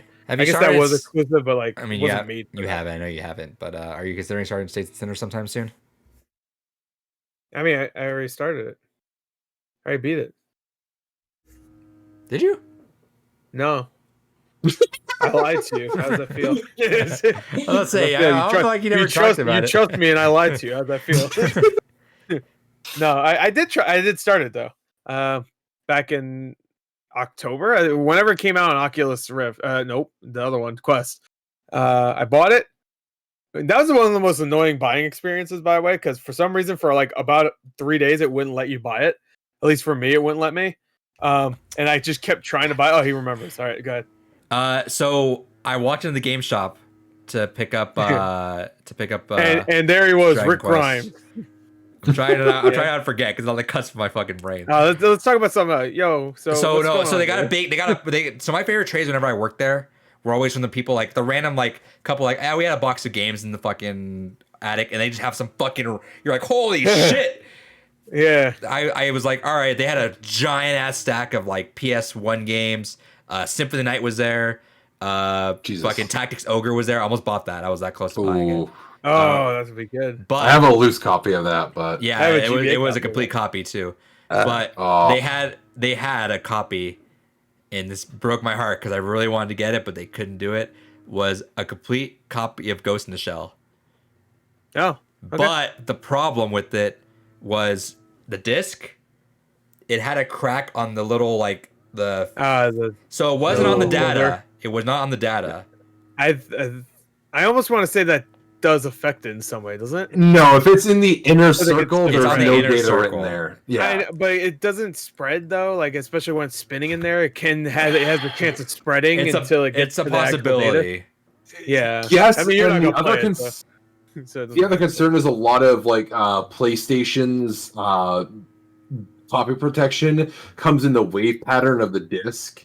So that could also sometimes be that they would also not read right because they're looking for a certain wobble in the disc. It did test well, but obviously you don't know what the extent of that is. But they couldn't take it because they're like, we don't know what to value it at because because no collector, no ridiculously really big collector is gonna want that. I was like, Ooh, I would get that if it was like just said something. I did, but I don't think they took it because they couldn't figure out a price for it that was fair to the. Oh, you weren't there when she brought a stack in? So no, because it was a large stack, and they were like, "All right, it's gonna take us a I while to would say, hey, process." I'll give you $10 for it. Fuck it. I know. Well, I should have, right? I should have. Like, well, they were coming back next morning, and then I had to work, so I was like, I don't know what time they'd show up. But so they just dropped it off. They're like, all right, we'll come back tomorrow morning and let you guys, because they had to sort through everything. I'm sure they wouldn't mind that because they couldn't take it anyway. So. Yeah, I know. That's what I was kind of thinking. I was like, guys, if you guys take this for fucking like nothing, I will buy it. Like, because that was the reasoning before. They was like, no one's gonna want this. Like, no, I'll take it. But there was like no way to figure out the price for that. Manual probably be worth. How much did that game go for? Like 130, I think. Yeah, does it really go for that much right now? The case of manual, fucking Even the Ghost of Shell standalone complex on PS2 goes for like 60 now. Yeah, so I was like kind of like, but then I also just bought both the Dragon Quest games. Like, I'm kind of hurting on money now. But yeah. I was like, but even like the case of manual, you could probably sell for like $50. Or I could have just found a loose copy of fucking Ghost in the Shell and just matched it with it. Yeah. For cheaper. Yeah. But yeah, no. More game shops need to like start selling cases and manuals because that'd be really cool. Because I have so many loose games that'd be like, oh, if I just went in my game shop and they're selling them for like $10, I'd probably pick them up. I should say, because like I keep a drawer, one of my drawers on my desk completely dedicated to just loose manuals and cases. That way I can start piecemealing some of them together. It's a good feeling when you piece them all together finally. Like I pieced together my fire. It's like the Infinity Gauntlet. But like I pieced together my Fire Emblem Shadow Dragon. I got that's the only game I've ever pieced together and I felt good about it. Oh, you did too? I got the cartridge at a convention I went to for $10. Good. That's what I bought it for. Hell yeah! Look at that. Maybe it was the same one. Maybe we like it was like two different dimensions. Yeah. Maybe we're like some WandaVision shit. The Fire Emblem Vision. Yeah, Fire Yeah, and then I got the manual. I found it like for $8 online, and then I found a nice nice cover art for it. I don't know if it was the original cover art, but it doesn't really matter. It's not like you can fucking tell. But I got that. So, hell yeah, it's nice. It felt good piecing it all together and be like complete. But yeah, no. Actually feels better than if you just find it all complete at once. It's just like you did. Unless you get a really good deal. Yeah. Well, or you find like a sweet deal and it's like pristine. Yeah. It's like, oh fuck, that's like new, baby. I was kicking myself. I was like, oh, that if I could have made some sort of deal with them or something like that, I would have been. Because they're not taking it. It's like they would have had no issue, I'm sure, with me offering them money for it. If I saw a woman come in with a stack of PS1 games and she looks oblivious to anything, I'd be like, hey, don't even go in there. They ain't gonna give you shit. I've done that before. Like, there's a local GameStop, not GameStop, but a game store that fucking hates me because I'll fucking walk in. I'll go there like once every maybe few months. Yeah, because I already tell what you're gonna say, and yeah, you shouldn't be doing that. But go ahead. I'll go in there. I'll browse because once in a fucking blue moon, because they'll do like a 30% markup on what things are on price charting, and it's fucking ridiculous because they don't also care about like the quality condition. You'll have shit that have fucked up labels, and there was one copy of like Ogre Battle on SNES, and it had a fucked up label. It's clear that there was like some chunks missing from the cartridge. Like, yeah, it's like $120. It's no, fuck you. There's only $120. But every so often they're like, hey, we got too much inventory. We just need to purge shit, get rid of it. So I'll find a good deal once in a while. But there's been a couple times that I've seen fucking just someone who's coming in is like, I'm getting rid of the grandchildren's collection. I don't know what the fuck I have here. And they'll go through. Well, there's this one lady that she came in and she had like a 3DO. She had a couple Sega Genesises, and it's just like, I'm just getting rid of this. My grandson's collection. He's kind of moved on with stadium events. It's like, this is just all stuff we've had laying around here. She had Ghost of the Shell on PS1 complete. And they're like, well, give you like, I don't know, maybe $80 for all this, and I'm like, no, fuck that, no, don't lowball. We'll buy that from you right now, man, for fucking. Let me look it up. 90. I looked it up and 90. I get $81. No, I think I ended up offering her. I think at that time, because 3DOs were still going for a good chunk. I think I ended up offering her like 160, 170. I'll double. Yeah, and then she's you know like, what? Yeah, because that's robbery, honestly. Like for someone to offer that because they knew that she didn't know shit, so it's like $80. Well, That's what. so I know what I'm doing one because of those games for fucking that. Like I would never do that. Well, obviously, because the game shop I do is like super fucking fair in price. They well, that's just it. You have good people around you. I have a shady shop. Oh, I talked about that. So shout out to John. He's the owner of the shop. He'll stream. He'll stream personally. He just still does the auctions, by the way. He does. I try to hop in ever so often, but I don't do it as much because I know it's tempted a bit on something. Sure. It's just fun because you're helping him out. How's that orange GameCube treating you? Well, I mean, it'll be treating me better once I get all this installed into it. Yeah, you're lucky because if I had the money I had now back then, I would have fucking bought the shit out of that thing. I still can't believe no one fucking bid on that. I really wanted it, but I had no money. I just say what Adrian just said sounded weird because it cut out, so it just sounded like he said he's gonna fuck the shit out of it. Fuck the shit out of it. Fuck the shit out of that GameCube. Like that when you said bought this, I would fuck the shit out of that. Like, you can't call yourself a real gamer if you haven't shoved the whole GameCube up your ass, you know? That's true. You know what? That's the world's first butt plug. But that's not true. Yeah, no, that's why it has the handle. You take it out. They priced according to what price charting is, like at price charting. Yeah, So, you know what? That's fine. I hate the ones that like, all right, it's price chart $100, 120. You get that premium. No, so that, see, I don't mind that necessarily. I don't mind that. I totally understand that, but you know, a lot of these shops get it for super cheap anyway. So it's like if they're buying it for the price that price charting has, then sure, $20 extra so they can cover buying it and then selling it. But you know, a lot of these game shops get these games for fucking dirt cheap a lot of times. So like I think the game shop does like 50% credit. I think it is. That's not bad. So like I traded in Wario. Like GameStop, actually. That's almost GameStop. So like Wario World, I knew I could have got more for it on eBay, but I was like, I shop there so much, I'll throw it to them, like whatever. So I traded. Hey, I got like $20 trading credit on that, which is fine. I think they sold it for like 40 loose. Wait, when did you sell it? Just recently. It was 40 loose. They sold it for though. Yeah, I'm pretty sure that went way up recently. Well, they actually got a complete copy. They sold for 70, but they sold the loose copy for 40, I think. Oh, you said. I'm sorry, I didn't hear loose. You say loose. Yeah. It was just the extra one that I bought from like GameStop for $2 that I found. Yeah, no, they and I mentioned this to John, is that the difference between his game shop and other game shops is other game shops you go in, they have a massive collection. They have like every cool thing in the world.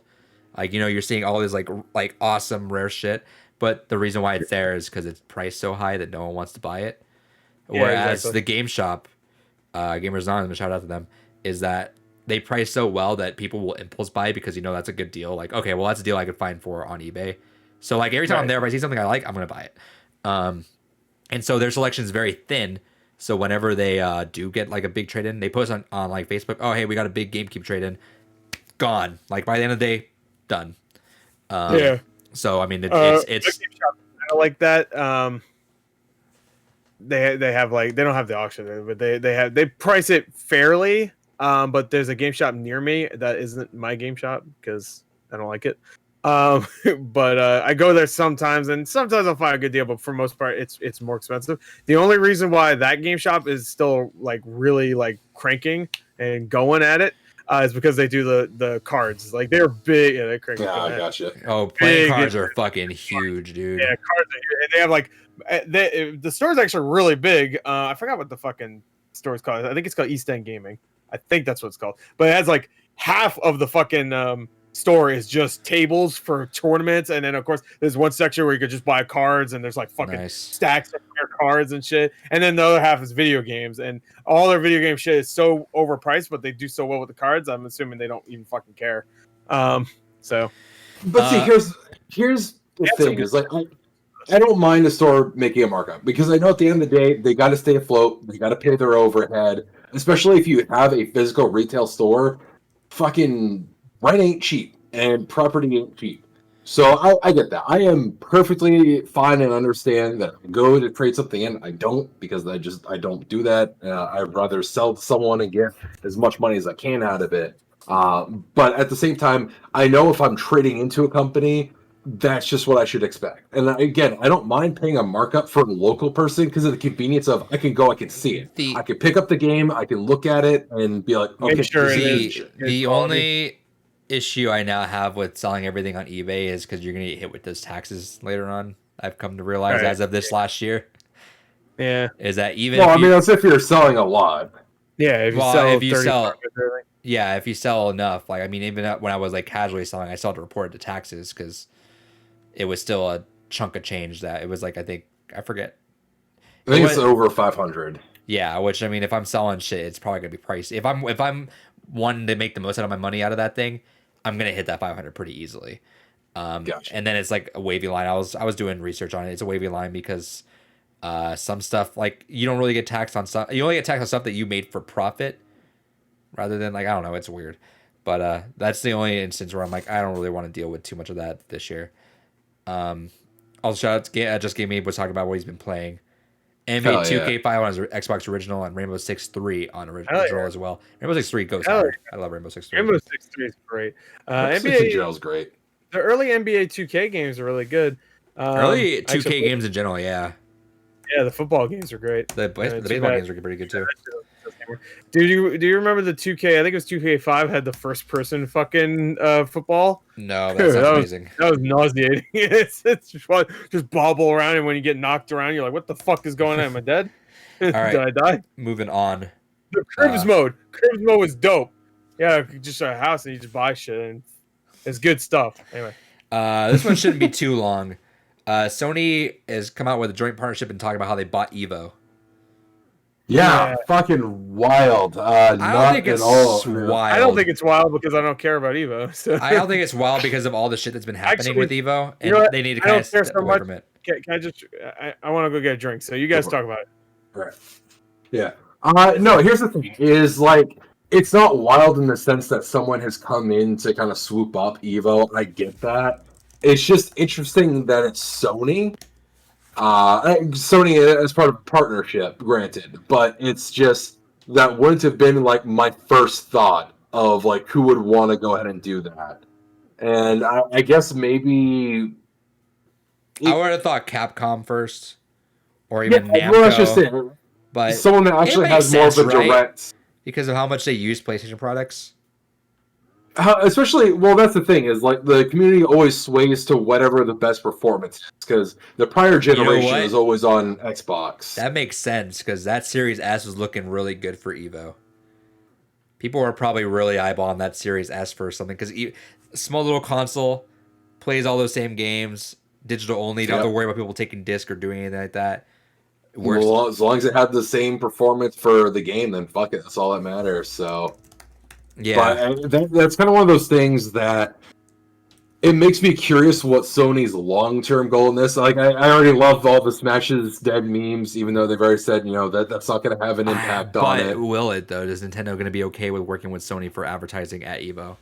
Nintendo's not even okay with people playing Smash. So that's what I'm saying. So now they got to play even harder ball for this.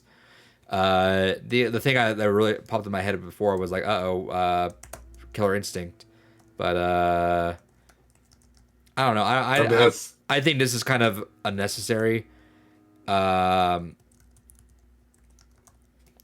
they need to step away from all the stuff that happened with Mr. Wizard last year. Well, that's the thing is I was honestly expecting Evo to be absent this year entirely again, and I was expecting a rebranding. That's what I was kind of expecting this year to bring for Evo. Is a rebranding, just new year, focus on just new leadership, fucking continue the purge of the filth from the FGC that we saw last year, and just fucking clean slate, new name, let's go. But it looks like we're keeping a legacy name. I'm curious to see what their long-term plans are because, I mean, we just got Evo Japan up and running. I don't know if Sony will have any intents to kind of keep that segment of the business up and running or if they're just focused on Evo proper.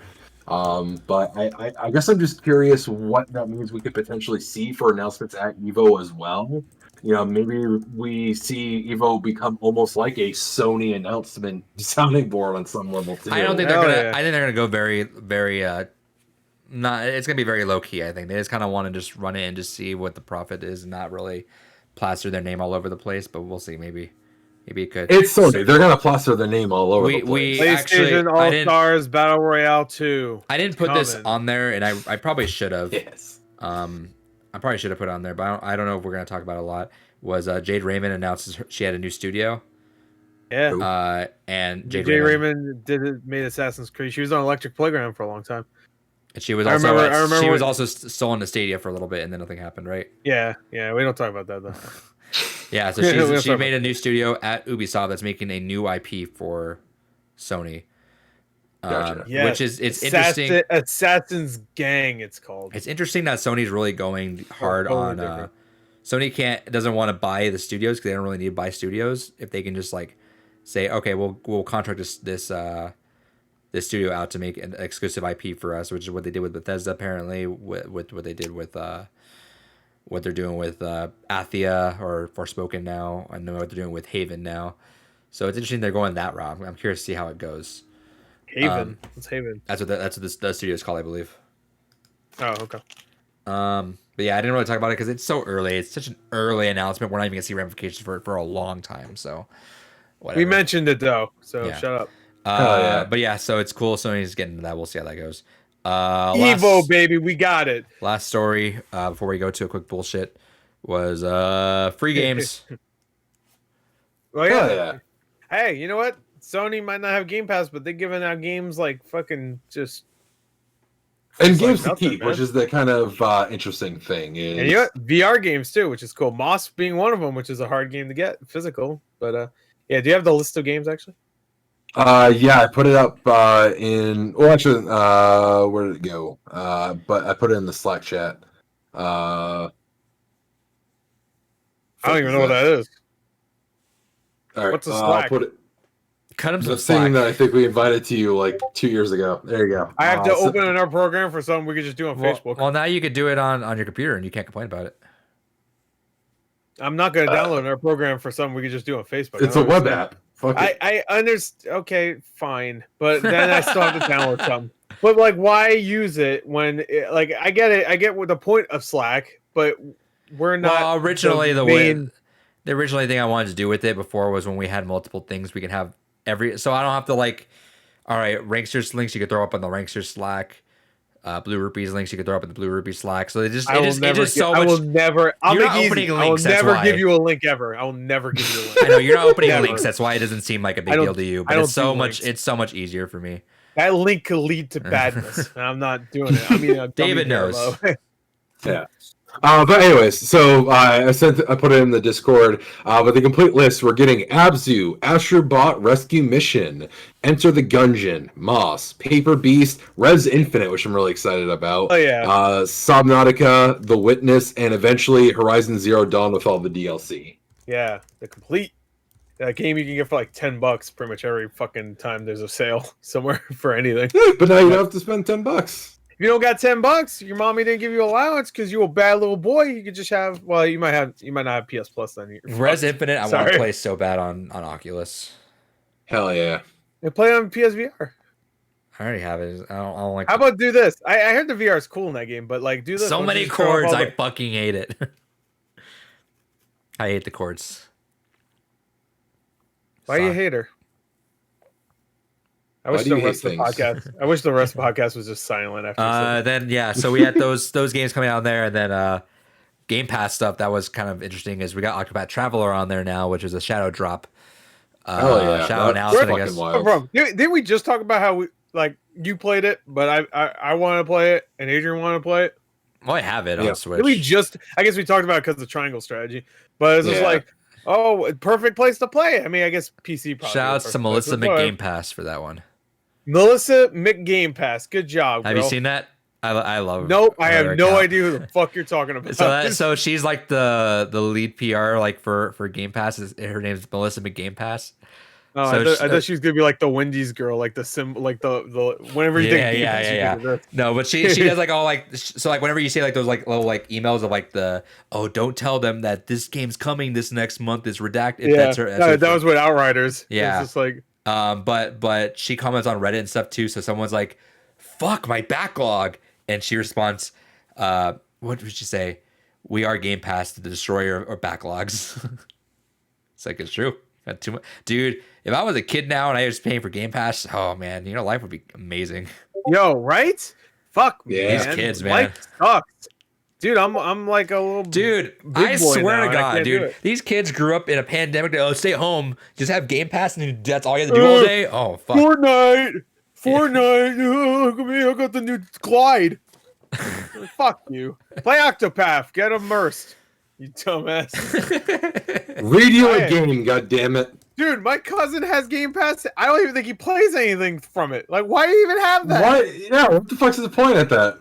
You're like this small, and your brain's like this small. All you can do is Fortnite. What are you gonna play on Game Pass? You're too stupid. Hey, to be fair, that's just me and Overwatch pretty much, though.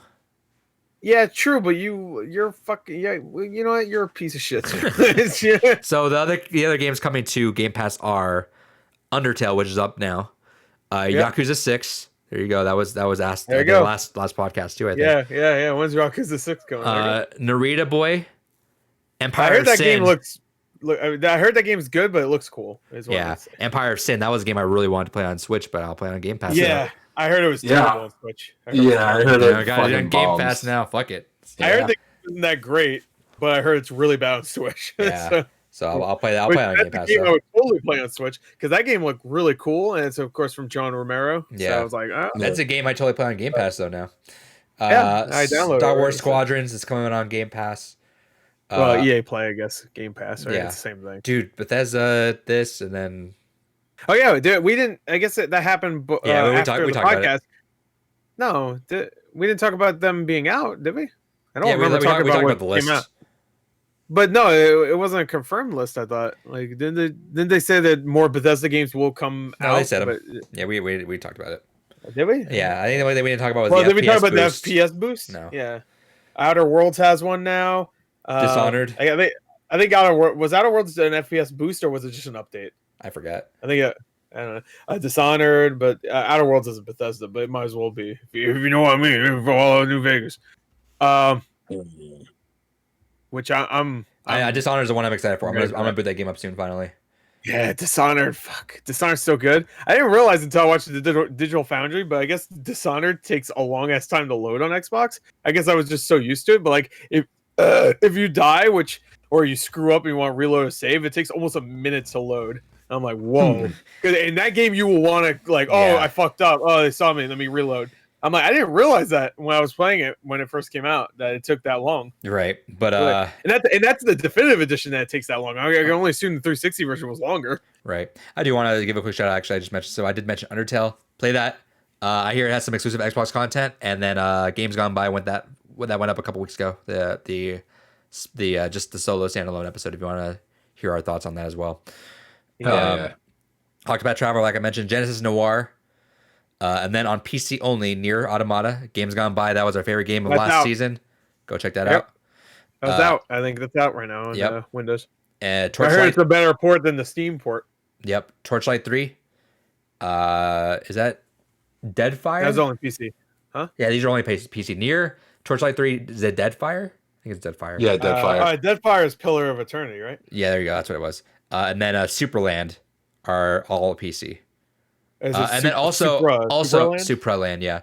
And also EA Access does the EA Play, I think it's called on PC. That joins PC Game Pass as of this next month as well. So yeah, so you Game Pass people, you're getting it. Everyone's kind of getting it. I guess Sony's giving away free games too, so hell yeah, everyone's getting those free games. Xbox's games are better, just saying. Kind of a little competition. Sorry. Brand new game and Octopath Traveler. Sorry. Okay. No, sorry. Let's get out of here. So let's do one last bullshit segment. Let's get out of here. I just want to say though, you didn't win, Sony. Sorry. I think you're gonna say David with the trivia. Sorry, you didn't win. You win. Two losers today, Sony and David. Sorry. All right, bullshit, and then we're out of here. All right. Oh yeah. Bullshit. Starfield this year. No. All right. That's it. No, you know what? That's a rumor, and supposedly it's from a trusted leaker. That's what you said, David, right? Yeah, that's what it says according to the article. It was from Todd Howard. Todd Howard was it. It's like, motherfucker, buy us, I'm leaking it. Here's the thing. We're still, a lot of companies are still kind of balancing and dealing with kind of the situation with COVID. And although they have the Microsoft bucks now, and Microsoft is going to be a lot more hands-on of like, hey, let's make this shit more efficient. Well, Todd Howard for sure has talked about that, where he's like, now I don't have to really be doing all this bullshit. I'm just focusing on just the games now, which is good. I think Todd Howard needs to be doing that. Yeah, I do. I wish the 76 incident didn't happen, because I did like whenever he came on stage and talked about the game. Sure. There's something about him talking about the game. There was actually something, I forget who was talking about. I think it was it could have been Sacred Symbols. I was listening to a podcast. They talked about that Bethesda sit down, and it was actually really good points they brought up, where I didn't really bring it up because I mean I listened to it, but I didn't really delve too deep into it more than I just did. But the relationship they got, Bethesda and Xbox, it's very interesting the way they're doing it, where they seem to be like, what was the way that they described it?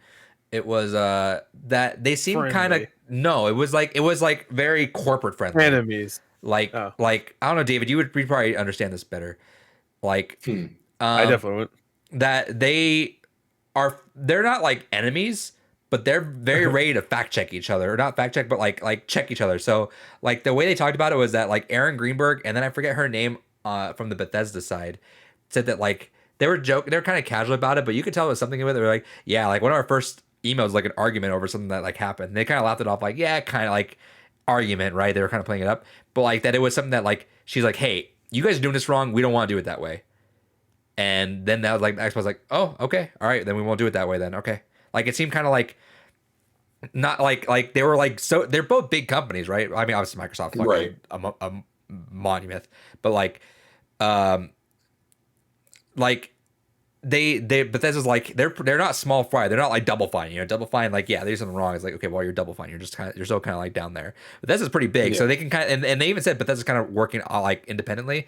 So Bethesda's gonna have a lot of like, they're gonna check each other, like, hey, you're not doing this right, we should do this better. You're not doing this right, you should do this better. All right, you know, like they're gonna like kind of like balance each other out. They're friendly, but they're still like kind of like not competitive, but like, hey, this is in both our best interest that we both work together to figure this out, to do that. You know what I'm saying?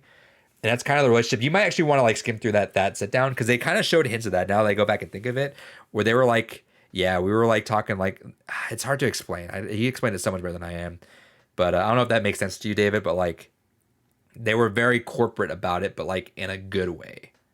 Yeah, and we'll see how it goes. Hopefully, it gets them to fucking finally get rid of the goddamn creation engine. Well, they talked about that in that article too. That's all David cares about. They talked about that in the article, where they said that Starfield's going to be the biggest, like for sure, like the most visible tech jump in Bethesda games. Oh, thank God. Yeah, I'm okay. I'm okay with it having the look of one of their games, you know, because that's their signature look. Is like, it's kind of wonky. It's kind of shitty. Almost.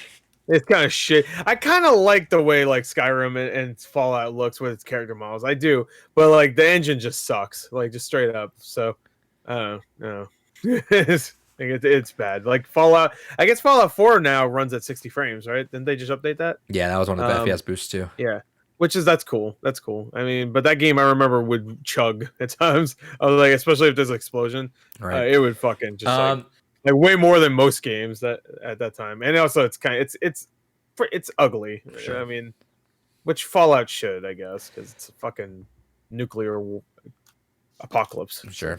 But with that said, I do think there's a good chance for Starfield to come out this year. I feel like Bethesda kind of needs a game this year, right? What's their game this year? Deathloop, and that's it. Yeah, I think so. They have the fucking Ghostwire. Ghostwire, yeah. Yeah, no, they have. When was that confirmed? Oh. Well, I mean, they were both, but were they really hinging on both their releases to be Sony exclusive, and that was okay for the year? They had, what the fuck did they have last year? That's what I'm saying, is we're lacking on some releases. They're working on something. Well, I think last year was supposed to be Deathloop and Ghostwire, and then they had to. Well, no, Ghostwire was Ghostwire not for sure. Deathloop was definitely, it was a launch game until it got pulled like a month. So then, in theory, without better knowledge, this year should have been only Ghostwire Tokyo, and that was going to support all Bethesda. Yeah, but you're also saying like Deathloop got delayed for a reason. So if they were really banking ahead of time that Starfield was going to come out in 2021, then there's a possibility that it's not now because of COVID, and now it's being moved to 2022. Just like Deathloop got moved to 2021. Sure, and that's assuming that again that they may not. And Ghostwire, they were smart by not announcing anything until like very recently. They've been working on Starfield for a long time, right? That's almost like a tentative title. I mean, a release date for Ghostwire. Haven't they talked about them Starfield? doing... They announced in 2019.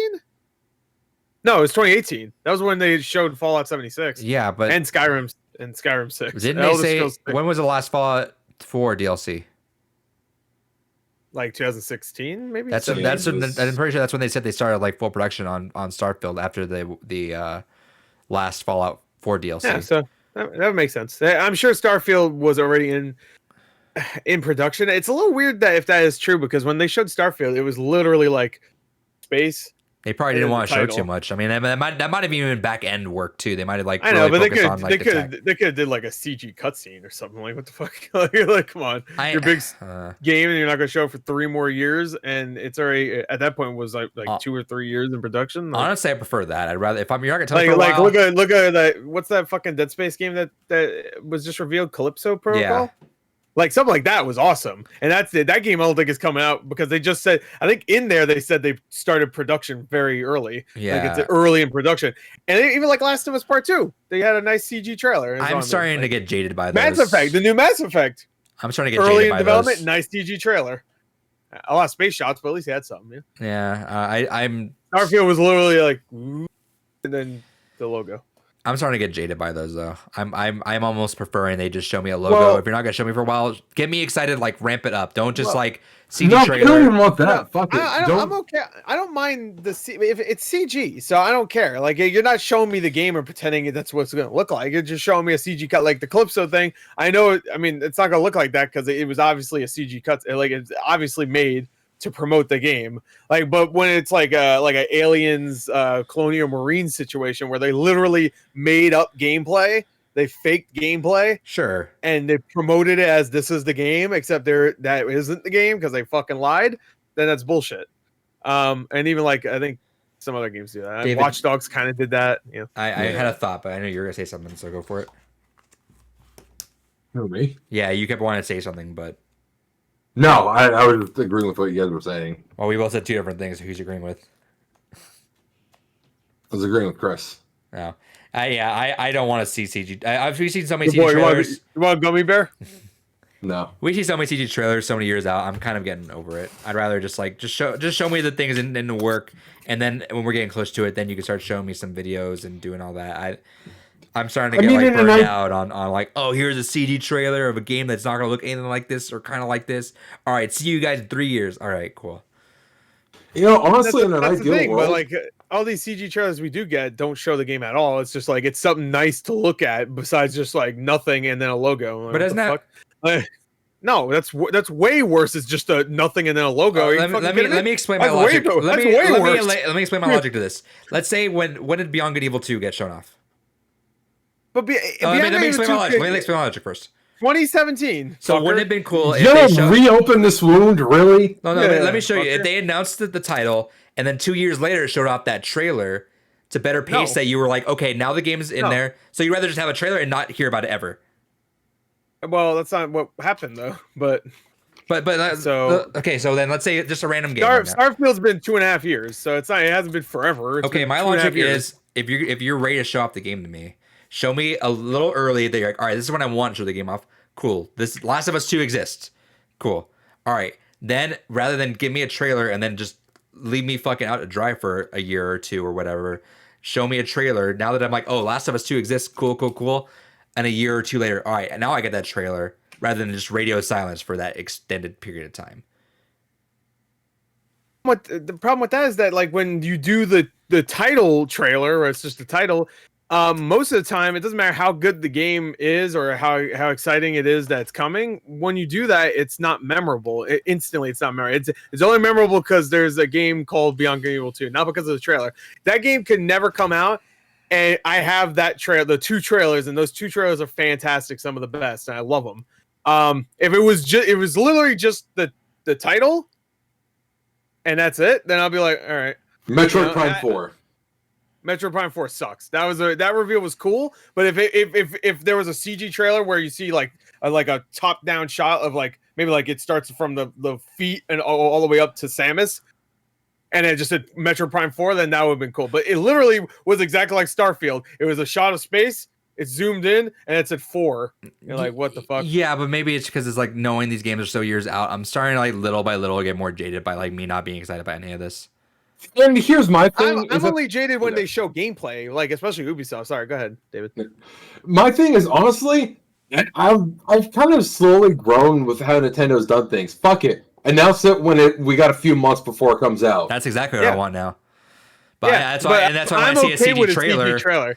A CG trailer is fun though. I do agree with that though. They're not lying to me. They're not lying. And if it takes a few years, fine. Like it takes a few years. Like you announced it, whatever. You want people to be hyped. And when it came to like Last of Us and came with like I'm sure Starfield when they announced it again, I guess. People will be like, "Oh yeah, hell yeah!" It's not going to be like, "Oh, that game they mentioned years ago and it's forgotten." You know. When Beyond Good and Evil 2, I'm sorry, go ahead. No, you finished. Now I was just saying, when Beyond Good and Evil 2 comes back, maybe there's a possibility. I won't be like, I'll be like, hell yeah, those last 2 trailers are amazing. I can't wait for another one. Because my thought is, I'm sorry, go ahead. Real quick, because my thought process is too, by getting a cinematic trailer, it gives a certain reassurance that like a lot of thought and effort has already been put into it. If we're getting on a cinematic level, the core of the art direction has already been figured out, which means presumably some other things have already been done towards the game. I heavily when it's disagree. like a Metroid or something like that. I agree. I'm sorry, go ahead. When it's just like a Metroid or a Bayonetta situation, which is like, hey, here's the title. It's like, well, that doesn't mean anything. Cool. I look forward to maybe hearing about this next year. No, okay, well, maybe 4 or 5 years from now we'll see something. It's not right. Don't worry. So what the fuck did you even bring it up in the first place? Fuck it. I heavily disagree with that, seeing as that a lot of the CG trailers we get are of games that are years out. I mean, fucking Last of Us 2, our fucking example right now. That was announced what year? When again was it? 2016. A CG trailer, and that was announced also as, hey, this is very early in production. I think if anything, they're being more honest, showing, hey, where's a picture? We're only this. We're not even in development. Just here it is. I don't think they're being honest because that game could not even be in production. I can make a trailer like that and say that Starfield 3's out. It's coming. I took a stock picture of space and zoomed in a little bit, and then it says Starfield 3. Like at least when you have a CG trailer, you worked on something. There's something new for this game that you're working on, and obviously you put some thought into it. This new Mass Effect trailer that might never happen, it might never even come out. Who knows? At least there's something that leads us to believing it exists besides just a fucking logo that I could take into Photoshop, cut out the 3, and then make a 4. Be like, there you go, I did it. Like I said, that's my trailer. Dude, it's black screen and some audio from the last game. I'm not gonna say these trailers are obviously not cool, like they are, but like even even the Mass Effect one, I didn't even get super excited for it because I'm like, CG trailers for whatever reason now just reek of, oh, we're so far out, but we need to contract another studio to do this for us because we can't afford, we don't have anything.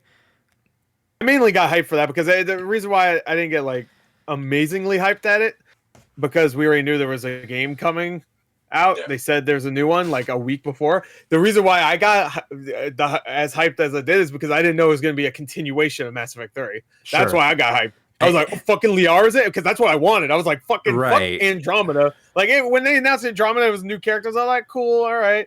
And then it came out, it was like fucking garbage. I just the more and more I get, like I've noticed myself on a lot of these things too, is that I just am not as excited as I usually am with a lot of them, because I just know it's after what we've been on doing E3s for over a decade now. I remember like I'd even watch like the E3s back when the fucking like Wii was being a thing. I did. I did. It's just watching now on G4. Hell yeah, G4 fucking that Twilight I Princess remember like even the fucking like the PS3 I was there for Miyamoto came out with the sword and shield. I was like, yo, That's like still fucking the hypest shit. It's slowly each year it just kind of grates me more. It's like it's like almost understandable why a lot of older game journal publications are more as jaded as they are. Like you're talking like the older people that are at IGN, the like everyone at Giant Bomb. You kind of understand why they aren't as freaking out about it, because it's like, think of like Final Fantasy VII Remake. Oh, that CG trailer was so fucking out of when that game came out.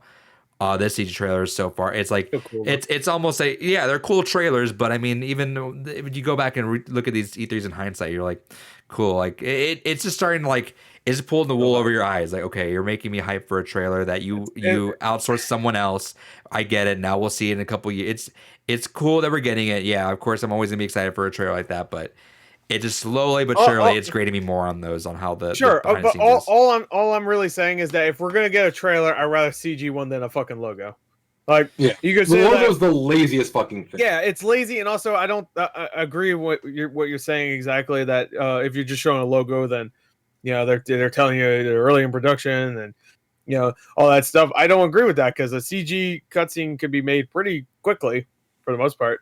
From it feels more disingenuous. Like Blur Studios could fucking crank them out in fucking an afternoon, I think. Right. So I don't know. It feels just as what's the fucking word? Disingenuous. That they're putting so much work into a trailer when it's like, oh, y'all, this is probably more work than you put on the actual game.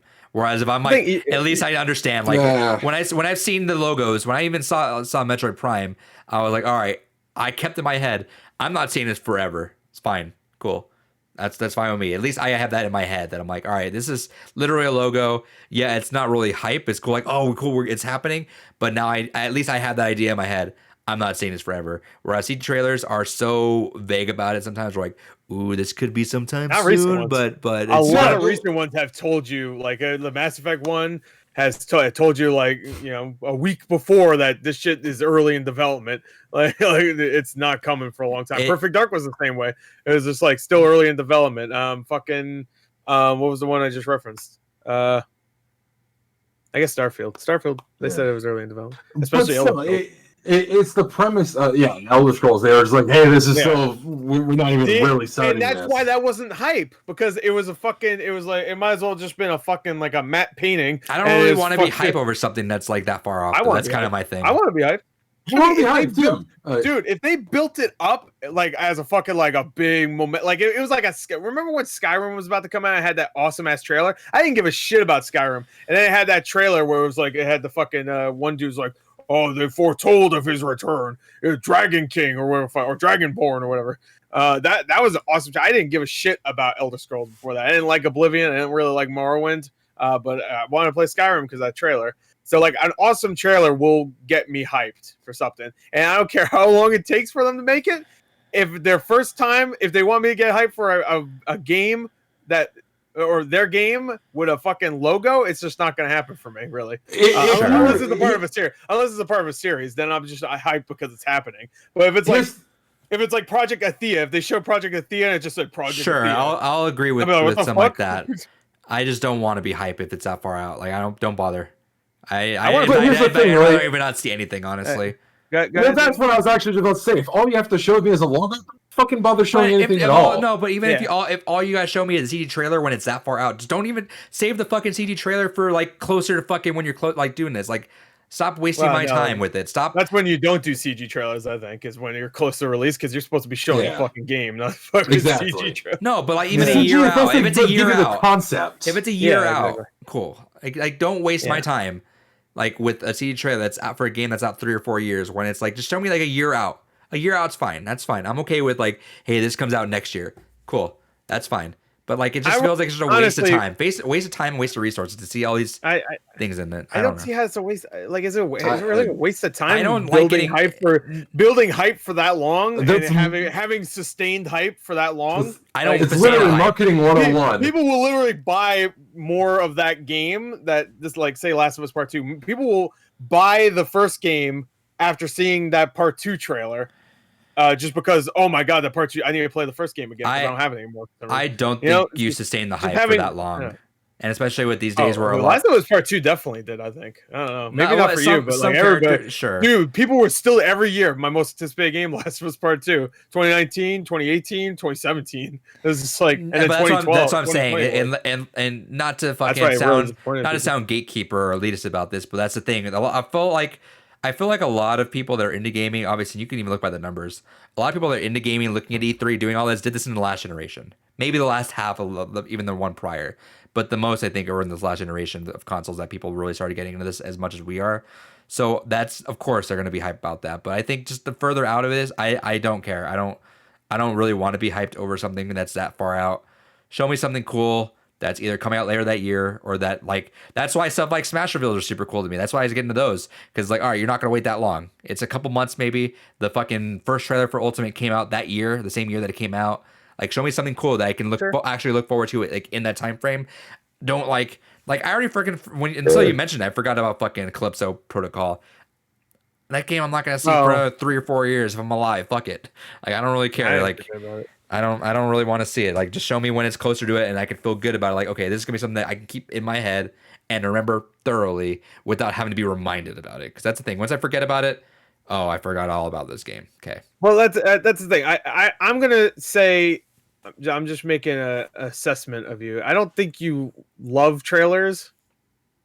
Like, maybe I do, because I love trailers, and I will go back to old trailers for games I don't even like. So because I like those trailers so much. Let me tell you, this. I tried to play Last of Us, but I'll keep going back to some of those trailers. Like the launch trailer, I will go back to any day because I love it so much. I still go back to the Doom Eternal launch trailer just randomly, just to watch it. Sure, some game trailers, sure. This is why I enjoy it. So that's why I think CG. I go to Beyond Good and Evil 2's trailer over and over again. Would I do that if it was a logo? Fuck no.